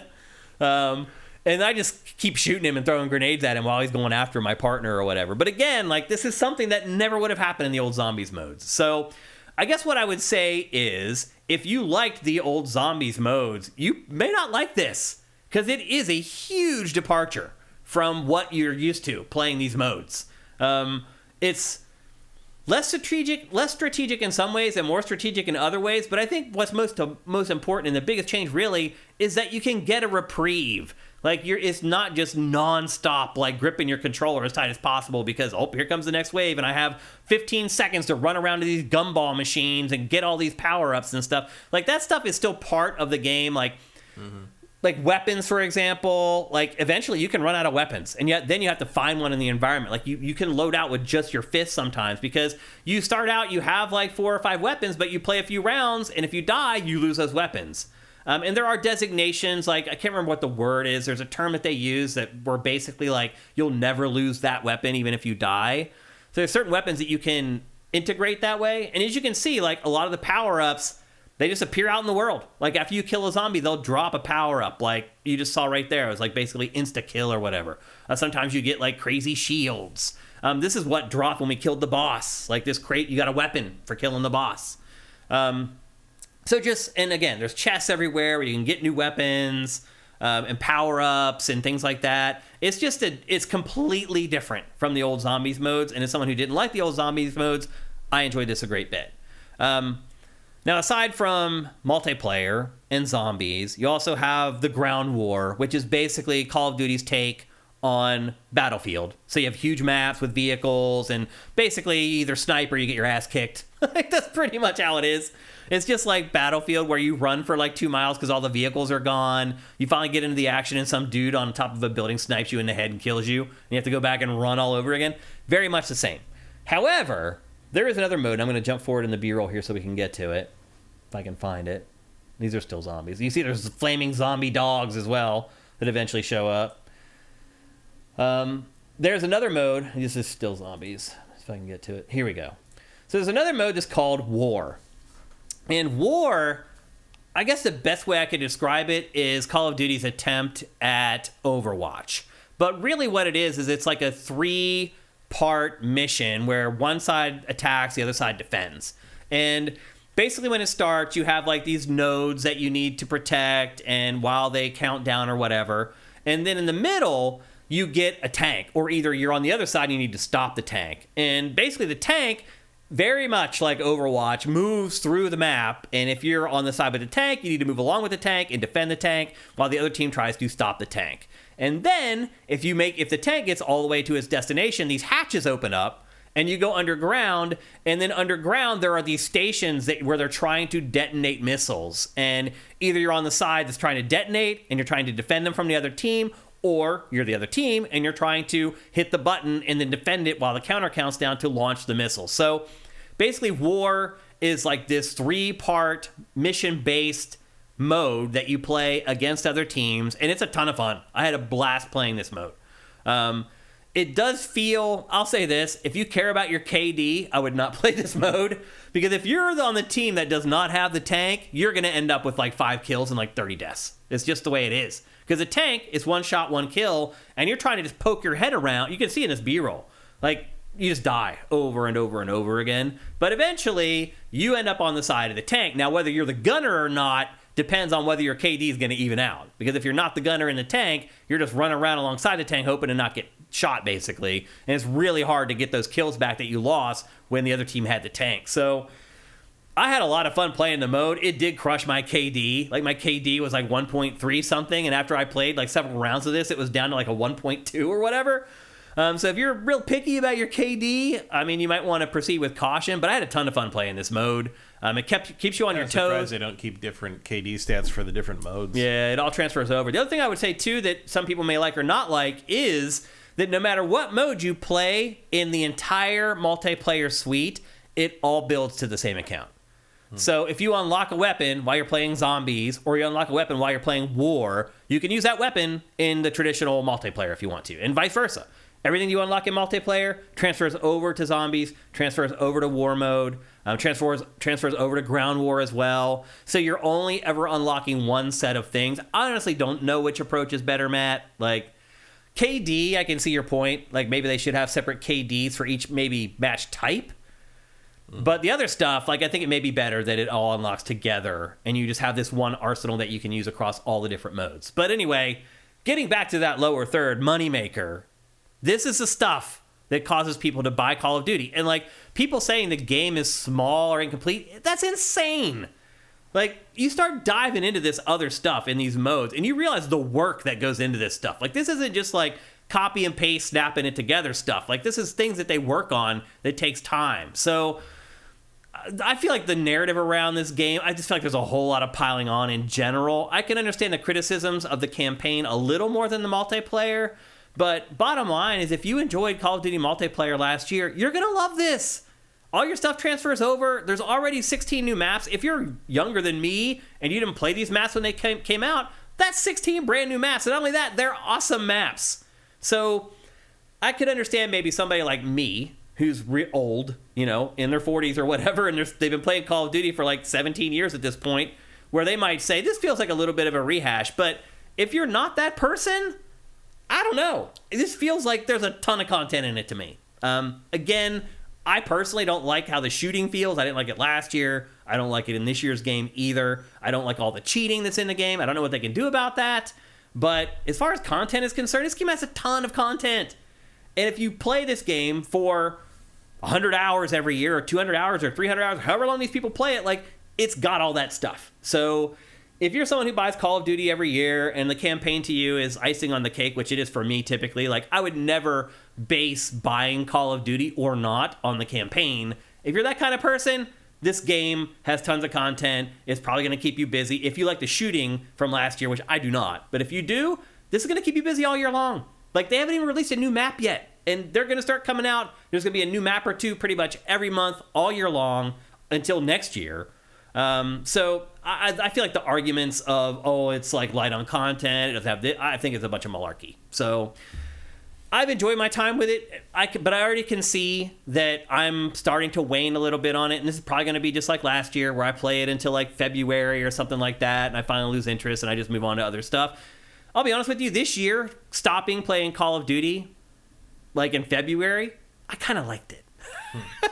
It opened my eyes and my mind to other games and other multiplayer games that I might be interested in. I played a lot more multiplayer games this year than I usually do, because I wasn't playing Call of Duty all year long when I had spare minute 30 minutes here, a spare 45 minutes there, a spare 15 minutes. That's typically when I play Call of Duty. But I replaced that time I filled with other games this year, and it was kind of refreshing. So don't listen to the haters, and there's a lot of haters out there. I'm not going to try to figure out and read their minds and figure out why they're hating on this game. I feel like a lot of people who are hating on it never even played it. Seriously. I think there's a lot of piling on going on with this game right now. So if you play Call of Duty for multiplayer or zombies, I don't think you're going to be disappointed with Modern Warfare 3. Cinetype says if you play any game for 200 hours, that probably means you enjoy it, right? Yeah, I mean, you have to enjoy it at least a little bit, but I do think, like, even for me personally, with Call of Duty in the past, I do feel like I have used it as, like, I wouldn't say a crutch, but a tool to fill some of the quiet moments in my life, honestly. Like, where I don't feel like just sitting there in silence or whatever, I play Call of Duty instead. Does that mean that I really loved it? I don't know. But one thing that Activision always says, and the developers of this game always say, is one of the most important things that they have to do every year is make sure that when a match ends, the next match starts very quickly. And they do it every time. And it just keeps you hooked in. It's like, even if you have a bad round, it's like, by the time you think to yourself, like, maybe I should stop. Oh, the match has started. Like, it's very powerful and very important, and something that I feel like most shooters have still not figured out. I play all these other shooters, or just multiplayer games in general, and you sit there for like 30 seconds waiting for the game to load or to matchmake or whatever. A lot of times that's when I quit playing. So Call of Duty's figured that part out, and it's no different in Modern Warfare 3. Tiny Blip in History says, to be honest, I enjoy watching Modern Warfare 3. Interesting. I mean, it is a pretty good-looking game. I'll say this, the detail, like, even in, like, the furthest corners of the map, in some little nondescript building, where if you look at the heat maps, like, no combat ever happens, like, you go in there, it's still loaded with crap. Like, I would say I would take less detail in the maps and the objects in the maps, less clutter, to improve the overall look of the game more, is what I would say. And they could do that if they wanted to. They could dedicate those polygons to other things that you focus on more instead of this room that no one ever goes into where there's all this stuff hidden inside there. And now I get with occlusion calling, they're not necessarily drawing that stuff with the engine, but if you look at these buildings, there's clutter all around the buildings as well. Like, I feel like I could cut that down and make the character models and some of the other stuff look a little better. I would make that decision, but I'm not the one making Call of Duty. Let's see if you guys have anything else to say. People complain over $70. Maybe they will be happy for 40. I know what he's talking about there. Maybe saying that the game should have cost 40. Or that they'll be happy when it's 40 later and they buy it. When it's a platform. Yeah, okay. Cinetyke says, I never did get Call of Duty. I tried some, but never felt anything special about it. I mean, if you don't like shooters in general, you're never going to like Call of Duty. I mean, I don't know if you do or you don't. But if you don't like shooters, then obviously Call of Duty is never going to be your thing. It's just not, because that's literally pretty much all you do. Unless you play Warzone or you play Big Team Battle where there's a little bit more vehicle stuff going on. But for the most part, it's a shooter. You're going to be shooting most of the time. But I think most people have figured that out. Like, I don't like shooters. I'm probably not going to like Call of Duty. Let's see if you guys got anything else in here before we move on. Zet Saber Juno, force players to input their social security number as a deterrent, just similar to what South Korea does for RPGs. That will never happen in America. The Abrams says, is cheating like a huge black market industry now? It is, yeah. In fact, like, there were like ads all over the internet and social media for the cheat stuff for Modern Warfare 3 during the beta. There were people cheating during the beta. So yes, it has turned into a cottage industry of idiots. It's crazy. Again, I have no idea what they think they're getting out of it. But anyway, so there you go. That's Call of Duty Modern Warfare 3. We tackled the campaign last week. Now we tackled all the multiplayer stuff this week. And now we can turn the page. All right, next up, we're going to talk about a game that is a throwback in some ways. Did it feel like a throwback while you were playing it, Matt? Not really, because this is the version I prefer. Yeah. Not that there's anything wrong with the turn-based version. Yeah. This is what Yakuza is to me. Yep. The game we're going to talk about is Like a Dragon, the Man Who Erased His Name. It is a throwback Yakuza game in that it's a beat-em-up, hack and slash, whatever you want to call it. The new games, which are called Like a Dragon, are turn-based RPGs now, which is odd. But at the same time, like, playing this game was a reminder to me why the combat doesn't really matter. Because it really is all about the characters and the story and the really long script and the really long it's just like cutscenes. Kiryu is an action-based beat-em-up, and the new guy is a turn-based RPG. Pretty much, yeah. I mean, this takes place at the same time as Yakuza 7, as Like a Dragon 7, whatever you want to call it. Well, it's set between Yakuza 6 and Like a Dragon, right? Endearing. It like bridges the gap between the two it basically games. explains where Kiryu went during that period. Because at the end of Yakuza 6, Kiryu fakes his death, gets shot at the end, and they show that in this too. And fakes his death to basically so that he's no longer causing problems for his family and Haruka and the orphanage and everything. Like, he figures if he's dead, the orphanage. If he's dead, people will stop trying to take revenge on him and all the people related to him. And he spends, I think, 3 years. He spends 3 years basically in a monastery, surprisingly nearby in Tokyo. It's like Osama bin Laden. Yeah. Ultimately, he was hiding in plain sight the whole time. And he's working for not a Yakuza faction, but a faction who's like a shady government like party, basically, that has him do odd jobs a few times every year. And this basically tells the story of one of those odd jobs going a little sideways. Yeah. Because people figure out who he is at some point. Yeah, he's operating as an agent for the Daidoji faction under the codename Yoryu. Yoryu, yeah. Which he is. So that they were in 6, like they were the main antagonists in 6, or one of the antagonists in 6. That you never really quite figured out who they were. Yeah. But they went after Kiryu because he figured out basically it was a ship construction scam. Yeah. This series is so weird. No real estate, scam in 6. It was a ship construction scam that went back to the Second World War, where the head of the faction basically had his hand in all the ship construction stuff for the war effort, and secretly had them build an extra warship for him and hid it for years as sort of like an extra platform where he did like shady stuff. Yeah. How do they come up with this Kiryu, stuff? A lot of that stuff is actually real stuff that happened. And some of it's just stuff from like weird Yakuza movies. The Yakuza Papers is a huge that series is a huge influence on this. The first Yakuza Papers movie was it Thugs. The Battles Without Honor or Humanity. That's where the music that plays in Kill Bill comes from. The dun, dun, dun. Yeah. That's from that movie. Oh. And the title of that song is Battles Without Honor or Humanity, which is the title of the actual movie they stole it from. So that's a huge influence on things. Yeah. And this series, it's also that's a series and movies like it. Like Graveyard of Honor and stuff are big influences on how the Japanese public perceives the Yakuza. Mm-hmm. So it's a whole lot of layers of nonsense. It's sort of like how we are with the Italian Mafia. Yeah. It's like The Godfather and Goodfellas influence a lot of how we see it, even whether it makes any sense or not. Yeah. Now that's cinema. So basically he's doing these odd jobs for them, and a bunch of people figure out who he is, because let's face it, he's rather singular looking. Yeah, he also can like whoop like 20 dudes' asses at once. And he doesn't back down from it. It's just sort of he's like, you sure you want to do this? Yeah. And I'm like, yeah, I do, old man, because he is. It's funny that old man in anime is basically, are you over 24? Right. Yeah. You're old man. You're old man. Yeah. But Kiryu's about 51 in this game. Is he 51? Yeah, he was born in 68. Okay. And this takes place in, I think, 2019. Yeah, it does. And he's 51 here. Wow. And he's still an ass kicker. Which is why after a lot of the still scooping up the ladies after the club lets out. Well, he's the bodyguard here. Right. But after a lot of the story fights, the cutscene after shows him out of breath. It does, actually. Which You're right. Never done before. Oh, interesting. He's always been basically nice little touch there. I mean, he still is like 0.5% body fat or something. Yeah. But he's 51, so he can't do this forever anymore. Yeah. Well, basically what happens is he starts the man's working been with smoking since he was 3. Yeah, and still is smoking. Yeah.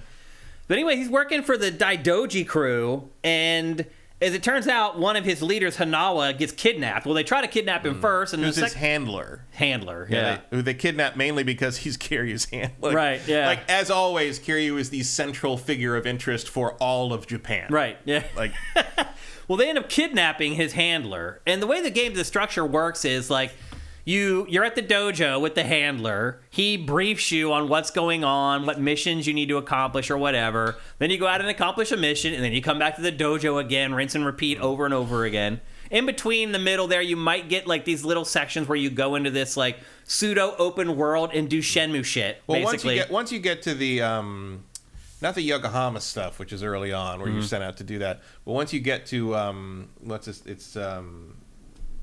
you go back down to Okinawa, basically. That's where the bulk of the game takes place. It's just the epilogue that takes place in Yeah, the prologue is sort of in a dockside thing, and then you go to Yokohama for a while, which I think is a reused area from another one of the games. It's not like they built it just for this. Yeah. Although it does look very good. Like for the Yakuza games, it looks real good. Like I was a little shocked at how nice some of the night scenes look because they stuck with the PS4 versions of things for so long that it's almost shocking to see. And this is also on PS4, but it's a little shocking at times to see how nice everything looks. Oh, you can see the pores on their skin and all that kind of stuff. The character models have always been ahead of the game, but the environments, I think, have finally turned the corner with this and the Judgment games. Yep. But he's kidnapped, and then the game just spirals from there. Yeah, everything comes you get involved in stuff that involves the top of that faction and other factions. There's early on one of his the revelations to him is that his the Tojo clan, his old clan, was completely destroyed and absorbed by the Omi alliance. And they're the ones who are kind of fucking with him early on. But then it turns out they're doing that because they want him on their side for this other thing they're dealing with. And it's just like, could any of you people just send a fucking note? Also, once everyone has to fight him before they can earn his respect. He's just like, no, you could just ask me. It's cool. Well, then once Hanawa is kidnapped, then there's dissension inside the Daidoji. The one guy ends up being a traitor. Yeah, because it turns out Hanawa was actually the really nice one. Right. And everyone else thought that Kiryu should be treated with way harsher stuff. But then on top of that, it turns out that the that's this series. It's just so good because you looks like all hope is lost, and then they all get taken out because the monk at the monastery distracts them, and then it turns out that he used to be Daidoji bigwig, and he's just old and out of it now. But he brought Hanawa into the thing, so he doesn't want Hanawa to die as it's just of course you did. Everyone is 3 different people in these games. It's so good. One thing I would say though is that these cinematics are way too long-winded. Do you read and watch the whole things? Oh yeah. Oh, I don't. Oh yeah. And once I get the gist of what they're saying, I just start skipping. I jump through pretty fast once it's not fully voiced, but I do watch all the fully voiced stuff. I do not. After I get the gist of what they're saying to each other, I just start skipping. It is insane. Oh no, I got to keep up with all the different names and who everything is, because that's all going to come back later, and there's going to be some. If you skip through it, there's inevitably going to be some kind of reveal 2/3 of the way through the game. You're like, I have no idea what that is. It's just so long-winded. It's and it just cuts back from these same 2 camera angles for literally 10 minutes. And it's just and someone say this a long thing, and then it cuts back to Kiryu, and he goes, ugh. Yeah. But he pauses there without saying anything for 3 seconds. Because that's the style. All those movies are like that too. It's this long whole thing, and somebody's or something, that thing, and that's a huge speech, and then something explodes. And right now, you expect him to just be Wakata. It's just oh yeah, it's. And he just walked in, and he's later on, he's I didn't see the guy covered in tattoos with the Oni mask on. It wasn't part of it. And it's because you fucking stood there and looked cool for 5 minutes before you walked in and did anything. Yeah. I don't know. The cinematics, I eventually started skipping them because it's just so long-winded, and the writing isn't great, and they're soap operas. Yeah, they really are. Yeah, Japanese soap operas, and I really enjoy them. They're and it's nice to have Kiryu back. He's the best. He's definitely not that there's anything wrong with a new guy, but Kiryu is definitely the best main character in the series. I'm also tired though of the bad guys always using the orphanage as a way to manipulate him. It's always the wedge that they use with it. We're gonna go get the kids in the getting the kids in the orphanage again. Oh crap! It's just how are there any kids left? You know what you really should have done is you should have faked the death of all the orphans. Right. What if instead of faking your own death, you make them get the kids all adopted? Yeah. That's actually not a bad idea. Let's talk about the gameplay a little bit. And why wouldn't Haruka and her kid be more safe with him? Right. The orphanage, sure, but just run it through a shell company or something. I know that you don't have the drama and all that. I'm waiting for them to figure this out, because at some point it's ridiculous. You have to let him retire. This is also interesting if you've played Like a Dragon Yakuza 7, because it crosses over with it. Like he pops up in Yakuza 7 and you're like, why are you working for these people, kind of thing. And like this explains all that, and you play it from the other side of it, which is pretty cool. Yep. Let's talk about the actual gameplay. It's a beat 'em up, as you've seen through the B-roll. It's Yakuza. Yep. There are 2 different combat styles in the game. There's Agent and Dragon. You can use whichever you want, whenever you want, but to me, Dragon is the one I ended up going with for the most. It seems like the most traditional. Dragon's Yakuza. his old style. Yeah. It's Dojima Ryu thing. More damage, but slower. Yeah, whereas Agent is long strings of combos. It's a little more versatile, but it doesn't do as much damage. I ended up sticking with Dragon almost entirely. Well, the thing with Agent is that you get the gadgets. Yeah, the gadgets are nice. The little like Spidey rope is cool. Yeah, there's like a Spider-Man rope that you get that you can like wrap around people and then fling them like 100 yards and make them drop weapons and stuff. It's pretty, you can only use it in specific moments, but like it's good. It's a good move. Yeah, there's a spider. There's a hornet that you get where someone's like a drone that assists you. There's a firefly, which is basically a cigarette bomb. But what I found is that I end up blowing myself up most of the time using that. And then I haven't got the 4th one yet, which is called the Serpent. Have you got that yet? No. Okay. So I don't know. I will say that this game is much shorter than your average Yakuza game. It's a little bite-sized. Yeah. Well, you can see it in the pacing of like getting the gadgets and things like that. Yeah, it's still probably like 50 hours if you do everything, but like the other ones are 150 hours if you do everything. So it's a very manageable bite-sized chunk compared to some of the other. It is a Gaiden. It's a side story. Yeah, yeah. And then the Dragon style, as we said, is a little more typical Yakuza. It's slower but more powerful. It also has like wrestling moves like headbutts and drop kicks. Yeah, it's dirtier. You can do this stuff where you grab items off the floor and smash people with them more readily. You have to kind of set that up a little more with the Agent style. And then there's heat attacks. Heat attacks, the classic. Just you spend your heat meter to do a horrible thing that would definitely kill someone, but somehow doesn't. Yeah, like that's the one thing I really have a problem with in this series in general. The enemies just have too many hit points. It's like you have to beat the living tar out of them before they're done. Like usually it not takes a problem forever. with like guys in the street, but some of the boss battles in this. Oh jeez. Well, also like, chipping. Some of the boss battles in this, like especially early on, are like they're not fucking around. Yeah, they're like, hard. Some of them are hard. Like, I had to fight some of them multiple times in the beginning. Know what you're doing. And some of them I beat them. I felt like I got lucky to beat them ultimately. Well, one guy like has like multiple forms, in the last form, like one of his attacks, like you're supposed to dodge it and do the counter on him. The dodge is weird. It's like R1 and A or R1 and X. You have to be locked on to dodge. Yeah, which has been true of all of Yakuza. That's just how it is. It's just a weird command to have to hit the 2 buttons. And the way they describe it is R1 plus X, which makes it sound like you press them both at the same time. Yeah. Not you hold R1 to lock and then on tap it, and then X. you can dodge with tapping. And they don't explain that very well. It really assumes you know. You play. Yeah. I mean, you're what is this, the 14th game or something? Like it's probably. Although this is a pretty good entry point, I feel like, to the series. It is. Like, I mean, there's a lot of context missing for who Kiryu is, but you can pick up who he is pretty fast. Mm-hmm. There's a lot of stuff. All you need to really know is that he faked his death and is a complete badass, and that's about it. Yeah, like, that's really all. Before you play, that's all you need to know. But the Dragon style, I had more fun with it because I don't know, the gadgets, like some of them felt like they worked a little janky. Like I just didn't feel like I was in total control of them. I felt like with the Dragon style, I was always in command.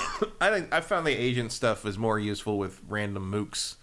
Yeah. And the Dragon stuff is what I use for bosses and stuff that was tougher. Yep. The other thing too is that the heat actions are more potent when the Dragon style as well. Yeah. And if you're fighting bosses, like you're just waiting for that meter to fill so you can start using it, because that's when you can do the serious damage to the bosses. And so to your point, I use Dragon style on the bosses pretty much exclusively. And then also there's another thing you can do, like the uppercuts. You can charge your attacks in Dragon style by holding the button and releasing it. And the uppercut, when you do that, you can juggle enemies. If you get them up against a wall, you can just keep uppercutting them over and over until you finish them. The charge add-on attacks in Dragon are very good. The equivalent in Agent is tapping the square button to add on an attack to the end of a combo, which is decent, but does not have the crowd control that Dragon does. Yeah. Unfortunately, you're stuck with Agent for a large chunk of the beginning of the game until it unlocks the Dragon style. style. You get Dragon second. Because Dragon is like your Yakuza-style street tough thing. Like he's trying not to use that to not give, because he's still he's very dedicated to the idea that he's not Cosmic Kiryu. Right. He's Yoryu. Which is very funny because there's a conversation at one point where he keeps saying it over and over, and the other guy's like, "I'm gonna have him kill the guy right now if you say that one more fucking time." It's like, we all know who you are. Like, you're the most significantly. I mean, someone, what was it? Someone described. I think the Reset Era thread on this is called "The Man Who Erased the Dragon the Dragon Tattoo." No, which is very funny. Like, it's like, yeah. And as you can see here, you can use the Spider-Man line to grab stuff up top, which is great because he's like solving this typical thing where he's like, you're mixing between a soap opera where you're doing like Yakuza shit and just solving random passerbys problems. Because it's Shenmue. I mean, this is the Shenmue stuff, basically. And, I mean, Kiryu is also one of the compelling things about him is he's a giant, like, no nonsense badass, but he's also like a giant softie. He is, like, he doesn't want anyone to be unhappy. He wants to help out everywhere he can, and every time he does it, he teaches some kind of lesson in how traditional Japanese values or how everyone should live their lives. Like, it's a weirdly conservative franchise in that regard. There's a traditionalist element to it, which is also just kind of generally true of Yakuza stuff in general. But if you want Shenmue, here's Shenmue. Like, don't play the actual Shenmue games anymore. Shenmue evolved. And I know they kind of deny that connection. It's obvious. But it's definitely what... Oh, it's got all this random stuff on the street. There's tons of mini games to play. There's all these shops that you go into and buy stuff. There's arcades you go in. You can actually play the arcade games. Like, it is Shenmue. It's not as obsessed with like weird little shit like being able to pick things up and look at them and stuff, but it is definitely the playable evolution. It cut out all the nonsense from Shenmue. So you get that stuff here as well. Not some of it, not narratively, not all of it. But gameplay-wise, yes, it's a streamlined version of Shenmue with a story 4 times as dramatic. Yep, and this game is $50, and there's no physical version of this. It's digital only. So this is the second game for the first time, I think. Yeah, this is the second game in as many weeks that we've talked about on GameFace where there's no physical version of the game. Now, my guess is there's going to be there probably will be like a limited run version of it at some point. Have they done that with Sega before, though? I don't remember. I don't think that they have. This is the first. Actually, I don't think was there a physical version of Ishin in the West? I don't think so. Oh, that doesn't seem right. No, I don't know 100% though. Because I generally do get the physical versions of all these games, and I don't think I have one for Ishin. Okay, and that you're not gonna have one for this either. Probably means it doesn't exist. Yeah. Which again, today we just published an episode of Pactor Factor today for our patrons. It's all about physical versus digital in light of Best Buy removing, physical movies and music from their stores. So check that out if you're a patron. It's live right now. But I had fun playing this. A lot like some other games I've played recently. It does feel old in some ways. A little bit of a throwback here and there. It's kind of a Starfield thing where it's like, wow, for a Yakuza game, this is really like on the edge. But for any other game, it's sort of like, oh boy, this is old. I did have fun with it though. Like, I had fun exploring the two different combat styles and trying to figure out which one I liked more and getting the most out of each one of them. But it does start to get a little bit repetitive pretty quickly. And if you're not really into the canon of Yakuza and like a dragon, some of the cinematics can drag a little bit. I would argue that this is a pretty good intro if you've never played them, and it is on Game Pass. So that's right. We should have mentioned that. Yeah. But Yakuza 0 is still the best game in the series. And to start, particularly. And it's the very beginning of the series, conveniently. So on one hand, you could start with that and get the best game in the series. The only downside being, if you really like it, everything else is downhill from there. Yeah. So this is not a bad one. I mean, I don't remember what else is on Game Pass right now in terms of this series, but this is not a bad intro. It does it does show you what the whole thing is about. But if you've never played Yakuza, I would start with 0 because it is literally the start of the story. And it is the best one. Still. Yeah, which is kind of crazy to think about. Because that actually wasn't the first game they made, though, right? No, they made that much later. 0. It was the first next gen game they made at the time with their new engine, which then they did Kiwami 1 and 2, which are remakes of 1 and 2. But it's you switch between playing him and Mishima, who are the two best characters in the series. Yeah. So like there's no downside no matter what you're doing. I would struggle to tell someone to buy this for $50 though. I did. I'm a giant Yakuza fan. Yeah. Like, it's not a question for me. For average players, though, I would say $40, $30, I would recommend to buy this at. Yeah, which it will be soon. Pretty quickly. This series goes on deep discount pretty frequently. Yeah. But it's a lot of fun. It just has this series just has a certain charm to it. It does. It's unique. I will say, I was thinking about this during this, and I was like, if we weren't doing the show anymore, and I could just play whatever I wanted, the first thing I would do is go back through all the Yakuza games. Really? I would go back to 0 and play everything in order. To sort of see how it all unfolds together. Yeah. Because it's been so long since I played those other ones, and like they all take so goddamn long, and I don't even remember what happened in 4 and 5. Really. Right. Like, yeah. Because 4 and 5 are not great. Well, the other thing too is that again, the cinematics in this are so long. Yeah. Like it's so much for your brain to try to remember. Well, that also became more of a thing as they became, as they moved into the PS4 era more. Mm-hmm. Because before that, you'd get like maybe 5, 6, 7 fully voiced cutscenes at major intervals in these games, and everything else was just text. And you can burn through that text as fast as or slow as you want. Yeah.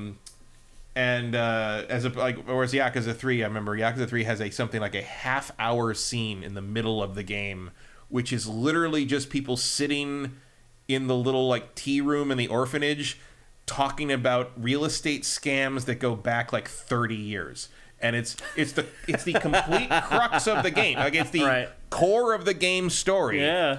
But it's literally like a real estate scam with just digital men sitting there stone-faced telling each other cutting from about 2 it. camera angles. And every once in a while they'll cut back to someone and they'll just go, oh. That's the franchise. That's Yakuza. Yeah, that's what it is. So I would fans, I think sure you pick it up for $50. If you're not a fan, I think I would wait till 40, 35, something along that range to pick it up. But it is a good Yakuza game that is a throwback to the old style of Yakuza game and not Like a Dragon. And we're going to get another Like a Dragon game here in like a month or something? So you're going to get... the Infinite Wealth is coming. Yeah, so you get... Vincent says everything they've released in the West on Xbox is on Game Pass. It's all on Game Pass. 0 through 7 and shit. Wow, that's crazy. So so go... There you go. If you want to try... Spend your $15 and plow through the whole series in a month. Yeah, you couldn't, though. Go play 0. You couldn't do it in a month. You could never do that. It's impossible. That's like a year. Yeah, it really is. They get a year worth of Game Pass subscriptions out of you for that one. So there you go. That is Like a Dragon Gaiden, the man who erased his name. Mm-hmm. Next up, we're going to talk about a fighting game. Not just any fighting game, a Smash Brothers clone. Because, Matt, I am starting to wonder if we're going to get another Smash Brothers game. Mm-hmm. Sakurai does his little YouTube video series, and a lot of stuff he's been saying on that, it sounds like we're not. Well, if they do, it's not going to be made by him. Yeah, I mean, it really sounds... He said before that he wasn't going to make anymore, and then he came back and did Smash Ultimate. Yeah. I think it might be legit this time. Yeah, I don't think he called it Ultimate for nothing. Yeah. He says right out, I don't know what else to do with this franchise. Yeah. And I'll be honest, as a player and a consumer, I don't know what they should do with it either. Yeah. And if you're redoing it, you're literally just redoing it to make everybody buy it again. Right, pretty much. And so enter Nickelodeon All-Star Brawl 2. It is a Smash Brothers clone that uses characters from, supposedly, all of Nickelodeon's cartoon properties. First thing I will say about this, Matt, is that I don't know dick all about Nickelodeon's cartoon properties anymore. I didn't know who half of the fighters in this game are. Maybe even more than that, honestly. I'm aware of most of them, but I haven't watched many of these shows. Obviously, I know SpongeBob, I know Avatar, I know Ninja Turtles, and I'm aware of some of the others. I'm aware of Danny Phantom and things, and the Wild Thornberries, and I've never seen those shows or Rocko's Modern Life. But I don't know them. I knew about half. Garfield. Being fair. I knew Garfield, Teenage Mutant Ninja Turtles, obviously Ren and Stimpy. That's pretty much it. Mm-hmm. I knew SpongeBob and a couple characters from SpongeBob, but that's pretty much it. Do you know Avatar? I mean, yeah. I know him from seeing him in posters and things like that, but I've never watched the show. That's a great show. I've heard it is. Yeah, I've never watched it, though. But there are 20 characters in the game at launch. And each one of them has their own stage, so do the math. There's 20 stages in the game. Some stages transform mid-fight, And like there's one that like keeps dropping as you keep fighting and changing as you fight. Some of them are static. I would say probably a third of the stages are actually good. The rest I either found annoying. Here's the thing for me with Smash Brothers type games, Matt. I end up killing myself more than the people killing me. I fly off the stage all the time. And another problem that I have with these games is following my fighter. So like somebody lands a big hit and like 3 different characters go flying. I can never tell which one's mine.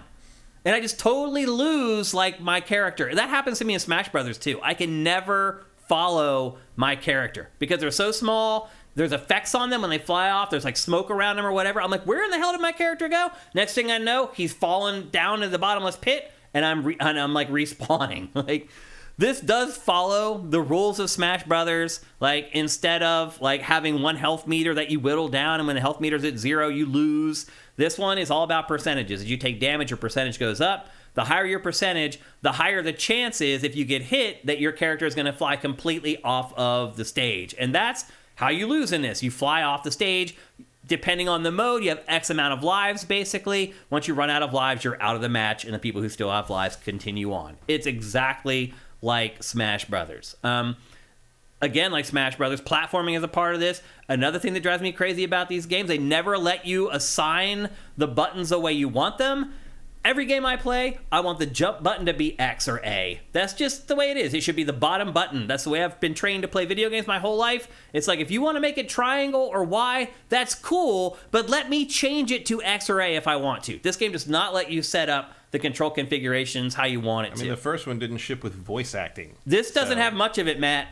Like, it has very little. It does have Powdered Toast Man from Ren and Stimpy. Like, I don't know if it's the real guy, but it does sound like him. It's probably just archive Maybe. sound. But he does deliver a few lines. But generally, there's hardly any voice acting in this at all.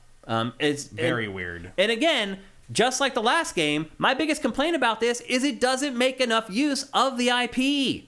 Like, I'm a huge Ren and Stimpy fan. I literally have every episode from the first 2 seasons of Ren and Stimpy memorized. I can sit here and word for word go through every episode of the first 2 seasons. That's how much I know and I love Ren and Stimpy. When I'm playing as Ren and Stimpy in this, I can't even tell I'm playing as them. One, they're so small, and they're like one of those 2 characters in one deals, kind of like the Ice Climbers in Smash Brothers. So that makes each one of them even smaller. So you can't hardly see them, and then like you can't see their animations. Like, I'm like, where's the flying butt pliers? Like, there's literally an episode of Ren and Stimpy where they're wrestlers, and they do fighting moves for the whole frickin' episode. And like, where are all those moves? Like, so yeah, I feel like they've dropped the ball. I don't know a lot of these properties very well, but the ones that I do know, I feel like they do them a disservice. Well, you do have to remember that reference is a quarter century old. It is. I know. And they're making these for kids that watch it now. But I don't think the new Ren and Stimpy, I don't think they're making new Ren and Stimpy cartoons. There have been Ren and Stimpy things, yeah. They were bad. Like, yeah. The more recent ones were bad, and the art was all weird, and they weren't as weird and like LSD'd out like the original ones were. I got news for you about modern animation. Yeah. For kids. It's kind of crappy. Yeah. And it's neutered. The main mode that I played in this, other than playing multiplayer, is a campaign mode. When you start out, you're playing as SpongeBob. He's trying to rescue Patrick, the starfish. He gets sucked into this vortex that Vlad Plasmius has set up. And ultimately, the final boss at the end of the campaign mode is Vlad. How it works is, as you play through it, you complete different levels by fighting against mind-controlled enemies, whacking bots, etc.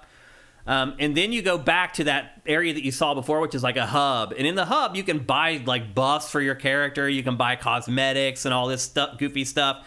And then every once in a while, there's like cinematics. But the cinematics are like what you expect from like an indie RPG, where they're just like the 2 talking heads with text. Again, very little voice acting in this, just like the prior game. But you fight the campaign. Each section of the campaign is split into several stages, and then there's a boss fight at the end of each stage. And again, in between, you purchase and equip buffs for your character that help you in the actual combat. As far as multiplayer is concerned, and I'll be honest with you, the campaign got annoying. It ended up becoming one of these things where you kind of end up playing through the same stages over and over again with different characters, and then there'll be a different boss fight at the end. So I found that it got really repetitive very quickly. As far as multiplayer is concerned, there's 4-player local play. You got to have that for a Smash Brothers clone. And there's online play. I'll just be honest with you. trying to get games online. This game just came out. There's already nobody playing it. I tried to play like non-ranked. I ended up fighting the same guy 3 times in a row. That's crazy, dude. The same dude 3 times in a row. Once I moved to ranked, I guess a lot of the people who wanted this game are not allowed to be online yet. That could be. Yep. Once I started playing ranked, I actually got to fight multiple different people. But in non-ranked, I literally fought the same guy 3 times in a row. The netcode, though, is great. Like, it's way better than Smash Brothers. Like, they have rollback netcode in this. I never saw a hitch, a stutter, anything. All my online matches... I guess that guy had a good connection. Maybe, yeah. Exactly. All my online matches were lag-free, which is a big deal for games like this because that's something Nintendo has failed to accomplish with Smash Brothers after all this frickin' time. Again, don't forget... So the online matches run better than the load screens? Yes. Because those load screens are rough. Yeah. Look at that. Yeah, it does. It like stutters. Well, that's when it's like loading stuff up or whatever. But once you actually start fighting, there's powder toast, man. And once you do start fighting, though, the netcode is really good. Again, don't forget, it's rollback netcode that makes a big, big difference. And aside from online multiplayer, there's also like a little mini game mode with 2 mini games that are terrible that you can play. There's also a single player like ladder mode, like an arcade mode that you can play through, and then there's also a boss rush mode. Now let's talk about how it plays a little bit. Every character can walk, they can dash, they can perform light attacks, heavy attacks, and special attacks. But then on character-by-character basis, you have more specific attacks, obviously. There's also double jump. Every character can double jump. They all can block. They all can grab and throw. The grabs in this game seem way OP. Like, I think there's even a clip here, actually, where the guy from Avatar suplexes me when I have, like, 50% damage, and it kills me instantly. So that's something to me that they're going to have to go back and start tweaking is some of the damage output for some of the moves. Even, I felt like everybody's throw moves were, like, too much, honestly. You saw in that last match there were those 2 dragons that come up. So it's not all the stages, but some of the stages are interactive. Like those 2 dragon heads come up, and you can use them, you can jump on them, but eventually they start breathing fire, and it becomes a hazard that you have to navigate while you're trying to fight at the same time. Again, there's like a handful of maps that are like that. Most of them are just like this, just like a static arena where nothing really happens. There's another one where there's like roller coaster cars that roll through the map. How do you like maps like that, Matt, where there's constantly stuff like flying through the map? Like, for a game like this, I don't mind. Like the F-Zero map in Smash Brothers is like that. I don't take these games very seriously, so I don't care. Yeah. More kinetic, the better. I think, I know that that's the standard thing to eliminate luck. It's like playing like Final Destination only no items is like the fastest way to suck all the joy out of these games to me.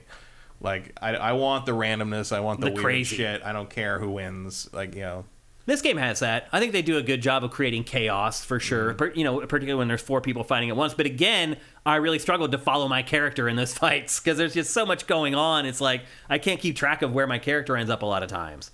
So you have those things that everybody does. You can't, as I said, you can't change the controls and set them up how you want to. But it does follow the same ideals as Smash Brothers with the damage percentage, and your percentage gets higher. Your chances of getting knocked off the stage is much higher. The camera mostly works, although I did have a couple examples where like it would just jerk to one character. Like it would be following a character that was flying off of the stage, and that character would fly off the stage, and when it would come back to the characters that were on the stage, it did this very awkward snap where it snapped back to the stage. And again, I had no clue where my fighter was at that point. So I have had issues with games like this trying to follow the action, and that is also the case here. The characters, if you actually can see them, they do have solid animation. Like Ren and Stimpy, the stuff that they do is pretty crazy. Like as far as them interacting with each other and doing their attacks, like teaming up and stuff, but they're so small, it's almost impossible to see what they're doing. And again, when you have like the fire effects and the smoke effects around everything, a lot of times it's just hard to see what's actually happening. So maybe actually cleaning up some of the visuals might actually help this game a little bit. One important difference with this game, or a couple of differences from this in Smash Brothers. One, the air dash in this is extremely versatile. In Smash Brothers, a lot of times you use your air dash just to get back to the ledge or whatever. In this, you can use it for attacks. And once you get good at it, you can literally use it to fly almost any direction in midair. And what I found was a lot of characters that have that attack where if you're in the air and you hold down an attack and it does almost like a butt stomp, in this, with the dash mechanic, the way it works, you can do that all over the place, all over the arena. I found that to be very, very clever and very fun to use until the AI started using it against me, and I didn't think it was as much fun. And then the other change from Smash Brothers, the most obvious change is that there isn't rolling for every character like there is in Smash Brothers. There's a couple characters that do have it, but it's not default for all of them, and that takes a little bit of getting used to. But every character does have a throw. And as I said, some of them are OP. I think that's something that they will nerf over time.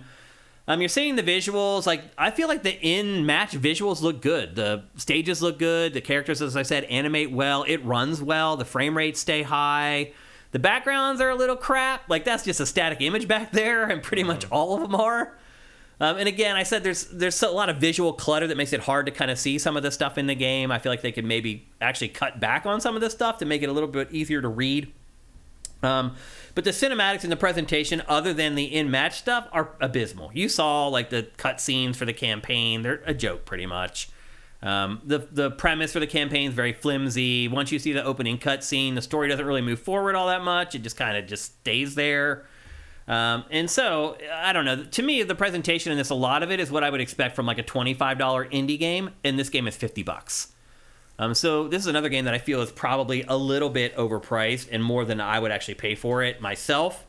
But we did get review code from the publisher for this, so we got this for free, just for full disclosure. So, so here's the thing. Like, we may never get another Smash Brothers. I'm completely burnt out of Smash Brothers Ultimate. Some people may not be, but I am. I have very little interest in going back and playing that again. So I always try to give these games a fair shot to see if maybe one of them can, kind of fill that void, so to speak, with new Smash Brothers games. But I have very little interest in these characters. The ones that I did know of and have an affinity for, I felt like they did a horrible job representing them and increasing that love for the characters through the game. So, the actual characters and the IP used in this aren't a big hit for me. I feel like the gameplay is probably a little bit better than I thought, but still not particularly progressive. Like, there's nothing in here that would pull somebody away from playing Smash Brothers, I guess is what I would say. Yeah, purely it's the characters. Yeah. And I don't know how much affinity the average player has for a lot of these characters. I don't even know half of them, so... Nicktoons is gigantic. Is it? Gigantic. So kids will love this. Oh, for sure. Yeah. And tweens and teenagers and college age, like anyone. There's a whole generation that grew up with all this stuff. This is It's after my time. Yeah. Most of them. Probably the kids that would buy this, Ren and Stimpy is the last character that they'll play as. They'll be like, who the hell is Ren and Stimpy? Yeah, Ren and Stimpy, Garfield, Ninja Turtles, these are all older things. Like, stuff for us, basically. Yeah, the target audience for this, I mean, they're targeting everybody to some degree, but like, I think your core audience for this is going to be people who grew up with Avatar, Danny Phantom, Invader Zim, that kind of stuff. This game is available for everything, every platform under the sun. Again, it's $50. That's way too high to me. I think this is also published by Game Mill, Matt. Is it? Yeah. Yeah. Which seems to be a recent target for us here on GameFace. They're just everywhere these days. Yeah, and usually the stories aren't good.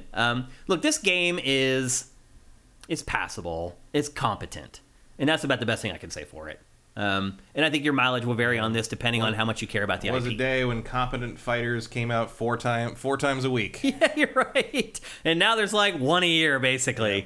This has been a good year for fighting games, actually, though. There's been so many. And like, this isn't a bad game. It just doesn't have that spark. There's nothing special about it that can make me recommend it for you guys. Again, unless you're a huge fan of all the IP that's in the game. And then you've probably already bought it, and I'm preaching to the choir. So...